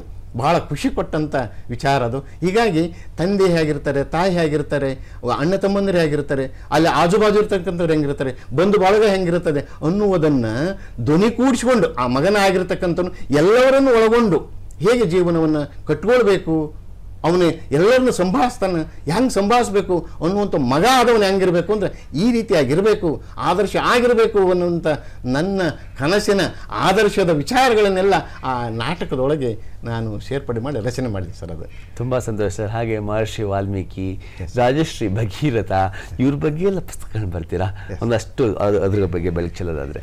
Yes sir. ಈ ರಾಜಋಷಿ ಭಗೀರಥ ಏನಿದ್ದಾನಲ್ಲ ಸರ್, ಈ ಪ್ರಯತ್ನಕ್ಕೆ ಮೂಲ ಕಾರಣ ಏನಂದ್ರೆ ಭಗೀರಥ ಪ್ರಯತ್ನ ಅಂತ ಕರೀತಾರೆ. ಸೊ ಹೀಗಾಗಿ ಏನಂತಾನೆ, ಪ್ರಯತ್ನಶೀಲರಾಗಬೇಕಾದ್ರೆ ಹೇಗಿರಬೇಕು ಅನ್ನೋದನ್ನು ಅವರ ಚರಿತ್ರೆಯನ್ನು ಕಟ್ಟಿಕೊಡ್ತಕ್ಕಂಥ ಕೆಲಸವನ್ನು ರಾಜಋಷಿ ಭಗೀರಥರ ಬಗ್ಗೆ ಒಂದು ಪುಸ್ತಕವನ್ನು, ನಮ್ಮ ಬೇರೆ ಬೇರೆ ಆಗಿರ್ತಕ್ಕಂಥ ಚರಿತ್ರೆಯಲ್ಲಿರ್ತಕ್ಕಂಥ, ಪುರಾಣದಲ್ಲಿರ್ತಕ್ಕಂಥ ಎಲ್ಲ ಘಟನಾವಳಿಗಳನ್ನು, ಸಂದರ್ಭಗಳನ್ನು, ಅವರ ಪೂರ್ವಜರ ವಿಚಾರಗಳನ್ನು, ಮತ್ತು ಈಗಿರ್ತಕ್ಕಂಥ ಭಗೀರಥ ಶ್ರೀಮಠ, ನಮ್ಮ ಹೊಸದುರ್ಗ, ಚಿತ್ರದುರ್ಗದ ಸಮೀಪ ಇರತಕ್ಕಂಥ ಹೊಸದುರ್ಗದ ಸಮೀಪ ಇರತಕ್ಕಂಥ ನಮ್ಮ ಶ್ರೀಮಠ ಇದೆ, ಭಗೀರಥ ಮಠ. ಆ ಮಠದ ಚರಿತ್ರೆಯನ್ನು ಸಹಿತ ಅದರಲ್ಲಿ ಸೇರ್ಪಡೆ ಮಾಡಿಕೊಂಡು ಆ ಪರಂಪರೆಯನ್ನು ಉಳಿಸಿಕೊಂಡು ಬೆಳೆಸ್ಕೊಂಡು ಹೋಗಲಿಕ್ಕೆ ಇರುವಂಥ ಸಂದರ್ಭವನ್ನು ನೋಡಿಕೊಂಡು ಆ ರಾಜರ್ಷಿ ಭಗೀರಥನ ಒಂದು ಪುಸ್ತಕವನ್ನು ಬರೆದೆ. ಹಾಗೆಯೇ ವಾಲ್ಮೀಕಿ ಮಹರ್ಷಿಗಳು ಏನೂ ತಿಳಿಯದೇ ಇರತಕ್ಕಂಥ, ಅಕ್ಷರ ಬಲ್ಲವರು ಅಲ್ಲದಿದ್ದರೂ ಸಹಿತ, ಅನಕ್ಷರಸ್ಥರಾದ ಸಹಿತ, ಕಾಡಿನಲ್ಲಿ ವಾಸ ಮಾಡಿದರೂ ಸಹಿತ ಏನಂತಂದ್ರೆ ಅದ್ಭುತವಾಗಿರ್ತಕ್ಕಂಥ ಸಂಸ್ಕೃತ ಶ್ಲೋಕಗಳ ಮೂಲಕವಾಗಿ ಹೇಗೆ ಜಗತ್ ಪ್ರಸಿದ್ಧರಾದರು ಅನ್ನಲಿಕ್ಕೆ ಅದು ಏನೇನು ಕಾರಣ ಆಯಿತು, ಮನುಷ್ಯ ಪ್ರಯತ್ನ ಮಾಡಿದರೆ ಎಲ್ಲ ಸಾಧ್ಯ ಅನ್ನುವಂಥ ವಿಚಾರಗಳನ್ನ ವಾಲ್ಮೀಕಿ ಮಹರ್ಷಿಗಳ ಕೃತಿಯಲ್ಲಿ ತಂದಿದ್ದೇನೆ ಸರ್. ಮತ್ತು ಮಂದಾರ ಅಂಬೇಡ್ಕರ್ ಏನದರಲ್ಲ ಅವ್ರಿಗೂ ಕುರಿತು ಅವರ ಇಡೀ ಜೀವನವನ್ನೇ ನೋಡಿದಾಗ ಏನಾಗ್ತಂದ್ರೆ ಇಡೀ ದೇಶಕ್ಕೆ ಆದರ್ಶಮಯವಾಗಿರತಕ್ಕಂಥ ನಮ್ಮ ಏನು ಸಂವಿಧಾನವನ್ನು ರೂಪಿಸಿರ್ತಕ್ಕಂಥ ಸಂವಿಧಾನ ಶಿಲ್ಪಿ ಅನಿಸ್ಕೊಂಡಿರ್ತಕ್ಕಂಥ ಮಂದಾರ ಏನದಲ್ಲ ನಮ್ಮ ಅಂಬೇಡ್ಕರ್ ಅವರನ್ನು ಕುರಿತು ಅದ್ಭುತವಾಗಿರತಕ್ಕಂಥ ಖುಷಿ ಕೊಟ್ಟಂಥ ಆ ಕೃತಿ ಕೂಡ ಅದು ಒಂದು ಅಂತ ನನಗೆ ಹೇಳಿಕೆ ಇಷ್ಟಪಡ್ತೀನಿ ಸರ್. ಹಾಗೆಯೇ ಕನಕದಾಸರ ಕೀರ್ತನೆಗಳನ್ನು ಅವ್ರು ಏನಂತಾರೆ ನಿಷ್ಠೂರವಾಗಿರ್ತಕ್ಕಂಥ ವಿಚಾರಗಳನ್ನೆಲ್ಲ ಸಮಾಜದ ಅಂಕುಡೊಂಕುಗಳನ್ನು ತಿದ್ದುವಂಥ ಕೆಲಸವನ್ನು ಮಾಡಿರ್ತಕ್ಕಂಥ ಅವರನ್ನು ಕುರಿತು ಕನಕದಾಸರನ್ನು ಕುರಿತು ಕೂಡ ಒಂದು ಕೃತಿಯನ್ನು ರಚನೆ ಮಾಡಿ ಸರ್. ಅವೆಲ್ಲ ಏನಂತಂದರೆ ಶಾಲಾ ಮಕ್ಕಳಿಗೆ ಆದರ್ಶವಾಗಿರಲಿ, ಅವ್ರು ಬಳಸಲಿ, ಅವರಿಗೆ ಜೀವನಕ್ಕೆ ಮಾರ್ಗದರ್ಶನ ಆಗಲಿ ಅನ್ನೋ ಕಾರಣಕ್ಕಾಗಿ ಅವನ ಚಿಕ್ಕ ಚಿಕ್ಕ ಪುಸ್ತಕವನ್ನು ಕೂಡ ನಾನು ಮಾಡಿದ್ದೀನಿ ಸರ್. ಅವು 1,000 ಪ್ರಕಟ ಮಾಡಿದೆ. ಈ ನನ್ನ ಕಡೆ ಒಂದೂ ಉಳಿಲಾರ್ದಂಗೆ ಎಲ್ಲ ಆಗಿದ್ದಾವೆ. ಮತ್ತೆ ರೀಪ್ರಿಂಟನ್ನು ನಾನು ಮಾಡಬೇಕಾಗಿ ಸರ್, ಮಾಡಿಸ್ತೀನಿ ಸರ್. 2023ರಲ್ಲಿ ಕನ್ನಡ ಸಾಹಿತ್ಯ ಸಮ್ಮೇಳನ ಸರ್ವಾಧ್ಯಕ್ಷರಿಗೆ ಆಯ್ಕೆ ಆಗ್ತೀರಾ. ಆ ಸಂದರ್ಭದಲ್ಲಿ ಆದಂತಹ ಆ ಸಂತಸದ ಕ್ಷಣಗಳನ್ನ ನಮ್ಮ ಜೊತೆ ಹಂಚಿಕೊಳ್ಳೋದಾದ್ರೆ ಸರ್. ನಮ್ಮ ಕನ್ನಡ ಸಾಹಿತ್ಯ ಪರಿಷತ್ತಿಗೆ ನಾನು ಆಜೀವ ಸದಸ್ಯನಾದ ಮೇಲೆ ಎಲ್ಲೇ ಸಮ್ಮೇಳನಗಳು, ಅಖಿಲ ಭಾರತ ಸಾಹಿತ್ಯ ಸಮ್ಮೇಳನಗಳು ಅವೆಲ್ಲಲ್ಲಿ ನಾನು ಅಟೆಂಡ್ ಆಗ್ತಾ ಇದ್ದೆ. ಮತ್ತು ಕೊಪ್ಪಳ ಜಿಲ್ಲೆ ಆದಮೇಲೆ ರಾಯಚೂರಿಯೆಲ್ಲ ಇದ್ದಾಗ ನಾನು ಓಡಾಡ್ತಾ ಇದ್ದೆ. ವಿಶೇಷವಾಗಿ ಕೊಪ್ಪಳ ಜಿಲ್ಲೆ ಆದಮೇಲೆ ಏನೈತಂದರೆ ನಮ್ಮ ಸಾಹಿತ್ಯ ಪರಿಷತ್ತಿನವರೆಲ್ಲ ಏನೈತಂದ್ರೆ ಭಾಳ ಅದ್ಭುತವಾಗಿರತಕ್ಕಂಥ ಕೆಲಸ ಕಾರ್ಯಗಳನ್ನು ಎಲ್ಲ ಅಧ್ಯಕ್ಷರಾದಿಯಾಗಿ ನಮ್ಮ ಡಾಕ್ಟರ್ ಕೆ ಬಿ ಬೇಳೆಯವರು ಮೊದಲುಗೊಂಡು ಈಗಿನವರೆಗಿನಿರ್ತಕ್ಕಂಥ ಜಿಲ್ಲಾ ಅಧ್ಯಕ್ಷರು ಭಾಳ ಚೆನ್ನಾಗಿ ಕೆಲಸ ಮಾಡ್ತಾ ಇದ್ರು ಸರ್. ಎಲ್ಲ ಸಮ್ಮೇಳನಗಳಿಗೂ ನನ್ನನ್ನು ತೊಡಸ್ಕೊಳ್ತಿದ್ರು. ಆ ಭಾಷೆಯ ಮೇಲಿರ್ತಕ್ಕಂಥ ಆ ಹಿಡಿತ, ಭಾಷೆಯ ಮೇಲಿರುವಂಥ ಒಂದು ಗೌರವ, ಆ ಕಾರಣಕ್ಕಾಗಿ ಮಾಡಿದ್ರು ನನಗೆ ಗೊತ್ತಿಲ್ಲ. ಹೀಗಾಗಿ ನನ್ನವನ್ನು ಬಳಸ್ಕೊಂಡು ಅವ್ರು ಏನು ಮಾಡಿದ್ರು, ಸ್ಮರಣ ಸಂಚಿಕೆಯನ್ನು ರಚನೆ ಮಾಡ್ತಕ್ಕಂಥ ಅವಕಾಶವನ್ನು ಮಾಡಿಕೊಟ್ಟಿದ್ರು. ಹೀಗಾಗಿ ಏನಂತಂದರೆ ಕುಕ್ನೂರು ತಾಲೂಕು ಆದಮೇಲೆ ಮೊದಲನೆಯ ಪ್ರಪ್ರಥಮ ಕನ್ನಡ ಸಾಹಿತ್ಯ ಸಮ್ಮೇಳನವನ್ನು ಮಾಡುವ ಸಂದರ್ಭದಲ್ಲಿ ನನ್ನನ್ನು ಸರ್ವಾಧ್ಯಕ್ಷರನ್ನಾಗಿ ಆಯ್ಕೆ ಮಾಡಿದರು. ಆ ಸಂದರ್ಭದಲ್ಲಿ ಏನಂತಂದರೆ ಜಿಲ್ಲಾಧ್ಯಕ್ಷರಾಗಿರ್ತಾರೆ ರಾಜಶೇಖರ ಅಂಗಡಿಯವರು, ಆಮೇಲೆ ಅಂತಾರೆ ನಮ್ಮ ರಾಜ್ಯಾಧ್ಯಕ್ಷರಾಗಿ ಆ ಹಿಂದೆ ಏನಂತಂದರೆ ಜಿಲ್ಲಾಧ್ಯಕ್ಷರಾಗಿರ್ತಾರೆ ನಮ್ಮ ಶೇಖರಗೌಡ ಮಾಲಿ ಪಾಟೀಲ್ರವರು, ಮತ್ತು ತಾಲೂಕು ಅಧ್ಯಕ್ಷರಾಗಿರ್ತಕ್ಕಂಥ ಲಕ್ಷ್ಮಣ ಹಿರೇಮನಿಯವರು, ಮತ್ತು ಅವರೆಲ್ಲ ತಂಡದವರು ಸೇರಿ ಏನು ಮಾಡಿದ್ರು ಅಂದರೆ ನನ್ನ ಸರ್ವಾಧ್ಯಕ್ಷರನ್ನು ಆಯ್ಕೆ ಮಾಡಿದರು. ಅದು ನನ್ನ ಯೋಗಾಯೋಗ ಅನ್ನುವಾಗೆ, ಪೂರ್ವಜನ್ಮದ ಪುಣ್ಯ ಅನ್ನೋ ಹಾಗೆ ಏನೈತಂದ್ರೆ ಆ ಸಮ್ಮೇಳನ ನನ್ನ ಹುಟ್ಟೂರಿನಲ್ಲೇ ನಡೆಯಿತು. ಹಾಗಾಗಿ ಏನೈತಂದರೆ ಆ ಸಮ್ಮೇಳನದ ಎಲ್ಲ ಒಂದು ಖರ್ಚು ವೆಚ್ಚಗಳನ್ನು, ಅದಕ್ಕಿರ್ತಕ್ಕಂಥ ಎಲ್ಲ ವ್ಯವಸ್ಥೆಯನ್ನು ನಮ್ಮ ಗ್ರಾಮದವರೇ ಆಗಿರ್ತಕ್ಕಂಥ ಮತ್ತು ಬೆಂಗಳೂರಿನಲ್ಲಿ ವಾಸ ಮಾಡ್ತಕ್ಕಂಥ ಸೋಮಶೇಖರ್ ಹಿರೇಮಠರು ಅಂತಕ್ಕಂಥವ್ರು ಏನು ಮಾಡಿದ್ರು ಅಂದರೆ ಈ ಸುದ್ದಿಯನ್ನು ಕೇಳಿ ಸಮ್ಮೇಳನ ನಡೀತದೆ ಅನ್ನೋ ಕೇಳಿಕೊಳ್ಳಿ ಎಲ್ಲ ಜವಾಬ್ದಾರಿ ನನಗಿರಲಿ, ಅದೇನು ಒಂದು ಪೈಸಾ ಸಹಿತ ಏನಂತಾರೆ ಯಾರು ನೀವು ಮಾಡಿಬಿಟ್ರೆ ನಾನು ಮಾಡ್ತೀನಿ, ಅದನ್ನೆಲ್ಲ ನೋಡ್ಕೊಳ್ತೀನಿ ಅಂತ ತಿಳ್ಕೊಂಡು ಕನ್ನಡ ಸಾಹಿತ್ಯ ಪರಿಷತ್ತಿಗೆ ಅವರೇನೈತಂದ್ರೆ ಆಶ್ವಾಸನೆ ಕೊಟ್ಟರು. ಅದೇ ರೀತಿಯಾಗಿ ಅದನ್ನು ಯಶಸ್ವಿಯಾಗಿ ಕೂಡ ಮಾಡಿಕೊಟ್ರು ಸರ್. ಹೀಗಾಗಿ ಏನೈತೆ ಆ ದಿನದಲ್ಲಿ ಭಾಳ ಅದ್ಭುತವಾಗಿರ್ತಕ್ಕಂಥ ಸಮ್ಮೇಳನ ಆಯಿತು.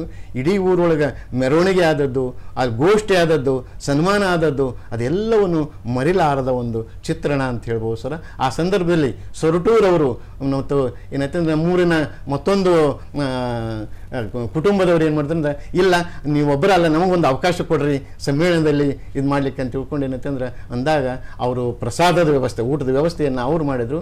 ಇಡೀ ಎಲ್ಲ ಸಮ್ಮೇಳನವನ್ನು ಯಶಸ್ವಿ ಮಾಡಲಿಕ್ಕೆ ಸೋಮಶೇಖರ ಹಿರೇಮಠರವರು ಅವ್ರು ಚಾರ್ಟೆಡ್ ಅಕೌಂಟ್ರಾಗಿ ಇಲ್ಲಿ ಕೆಲಸ ಮಾಡ್ತಾಯಿದ್ರು ಸರ್ ಬೆಂಗಳೂರೊಳಗೆ. ಅವ್ರು ನಮ್ಮೂರವರೇ, ಬಡತನದಲ್ಲಿ ಬೆಳೆದರೂ ಸಹಿತ ಏನಂತಂದರೆ ಆ ಸಮ್ಮೇಳನ ಮಾಡಲಿಕ್ಕೆ ಭಾಳ ಕಾರಣಭೂತರಾದರು. ಮರಿಲಾರದ ಸಮ್ಮೇಳನ ಸರ್ ಅದೊಂದು ಖುಷಿ ಕೊಟ್ಟಿರ್ತಕ್ಕಂಥ ಮತ್ತು ಆನಂದ. ಇಡೀ ಊರು ತುಂಬ ಮೆರವಣಿಗೆ ಮಾಡಿದಾಗ ಅದು ಒಂದು ಹಬ್ಬದ ವಾತಾವರಣ. ಜೀವನ ಏನಪ್ಪ ಇಷ್ಟು ನಾವೇನಂತೀವಲ್ಲ ಸ್ವರ್ಗವೇ ಸಿಕ್ಕಷ್ಟು ನನಗೆ ಒಂದು ಖುಷಿ ಆಯಿತು. ನನ್ನನ್ನು ಮೆಚ್ಚಿಕೊಂಡವರು, ನನ್ನನ್ನು ಟೀಕೆ ಮಾಡಿದರು, ಎಲ್ಲರೂ ಆ ಸಮ್ಮೇಳನದಲ್ಲಿ ಭಾಗವಹಿಸಿದಾಗ ಭಾಳ ಖುಷಿಪಟ್ಟರು ಸರ್. ಎಲ್ಲರೂ ಅಭಿಮಾನದಿಂದ ಕಾರ್ಯಕ್ರಮದಲ್ಲಿ ಭಾಗವಹಿಸಿದರು. ನಮ್ಮೂರವರು ಒಂದು ಜಾತ್ರೆಯ ರೂಪದೊಳಗಿನಂತಂದರೆ ಅವರೆಲ್ಲರ ದುಡಿದು ಆ ಕೆಲಸವನ್ನು ಯಶಸ್ವಿ ಮಾಡಿಕೊಟ್ರು ಸರ್. ಎಸ್, ಸಹಕಾರ ರಂಗದಲ್ಲಿ ಬಳಸಿ ತೊಡಸ್ಕೊಂಡಿರುವಂಥವ್ರು ಕೊಪ್ಪಳ ಜಿಲ್ಲಾ ಕನ್ನಡ ಸಾಹಿತ್ಯ ಪರಿಷತ್ ಮಾಜಿ ಅಧ್ಯಕ್ಷರಾದ ಶೇಖರಗೌಡ ಮಾಲಿ ಪಾಟೀಲ್ರವರು ಭಾಳಷ್ಟು ಒಡನಾಟ ಇಟ್ಕೊಂಡಿದೆ ಅವ್ರ ಅಂತ ಅನ್ಕೋತೀನಿ. ಅವ್ರ ಜೊತೆ ಒಡನಾಟ ಹೇಗಿತ್ತು, ಅವ್ರ ಸೇವೆ ಬಗ್ಗೆ ಏನು ಹೇಳ್ತೀರಾ ಸರ್? ಅದ್ಭುತವಾಗಿರ್ತಕ್ಕಂಥ ಶೇಖರಗೌಡರ ಬಗ್ಗೆ ಒಂದು ಮಾತು ಹೇಳೋದಾದರೆ, ಅಂಥ ವ್ಯಕ್ತಿ ರಾಜ್ಯಾಧ್ಯಕ್ಷ ಆಗಬೇಕಾಗಿತ್ತು.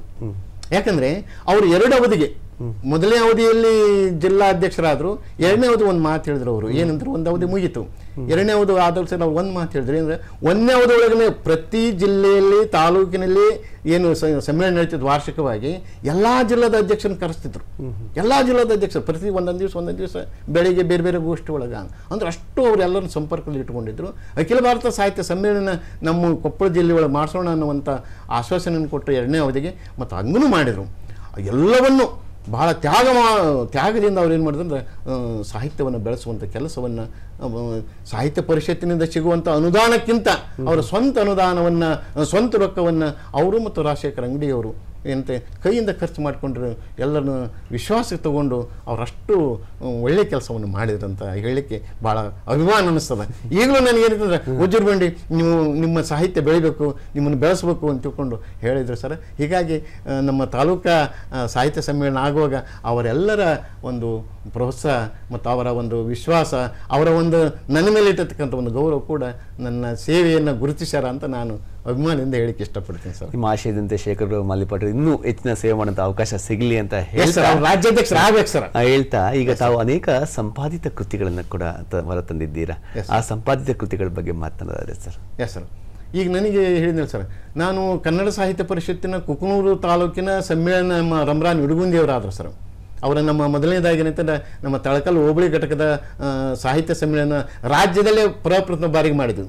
ನಮ್ಮ ಮಲ್ಕ್ ಸಾಬ್ ನೂರ್ ಭಾಷಾ ಅವರು ಅವಾಗ ಹೋಬಳಿ ಘಟಕದ ಅಧ್ಯಕ್ಷರಿದ್ದರು, ತಾಲೂಕದಲ್ಲಿ ಈಶಪ್ಪ ಮಳಿಗೆ ಅವರಿದ್ದರು. ಸೊ ಹೀಗಾಗಿ ಏನಂತಂದರೆ ಶೇಖರಗೌಡ ಮಾಲಿಪಾಟೀಲ್ ಅವರು ಜಿಲ್ಲಾಧ್ಯಕ್ಷರಿದ್ದರು.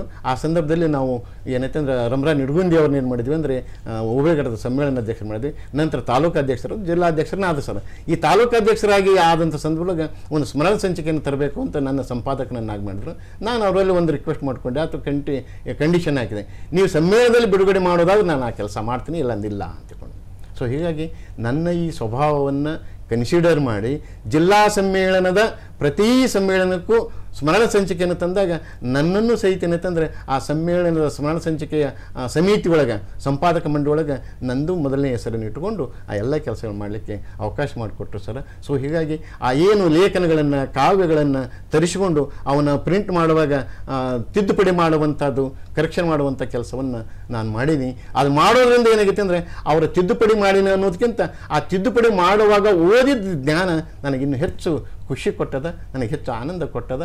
ಹೀಗಾಗಿ ಒಳ್ಳೆಯ ಅನುಭವ ಸಿಕ್ಕದ ಅಂತ ಹೇಳಿಕ್ಕೆ ಇಷ್ಟಪಡ್ತೀನಿ ಸರ್. ಸರ್, ನಿಮ್ಮ ಈ ಶಿಕ್ಷಣ, ಸಾಹಿತ್ಯ, ರಂಗಭೂಮಿ, ಜಾನಪದ ಸೇವೆಯನ್ನು ಪರಿಗಣಿಸಿ ಹಲವಾರು ಪ್ರಶಸ್ತಿಗಳು ತಮಗೆ ಈಗ ಸಂದಿವೆ. ತಮಗೆ ಲಭಿಸಿರುವಂಥ ಪ್ರಶಸ್ತಿಗಳ ಬಗ್ಗೆ ಒಂದಷ್ಟು ಬೆಳಕು ಚೆಲ್ಲೋದಾದ್ರೆ ಸರ್. Yes sir.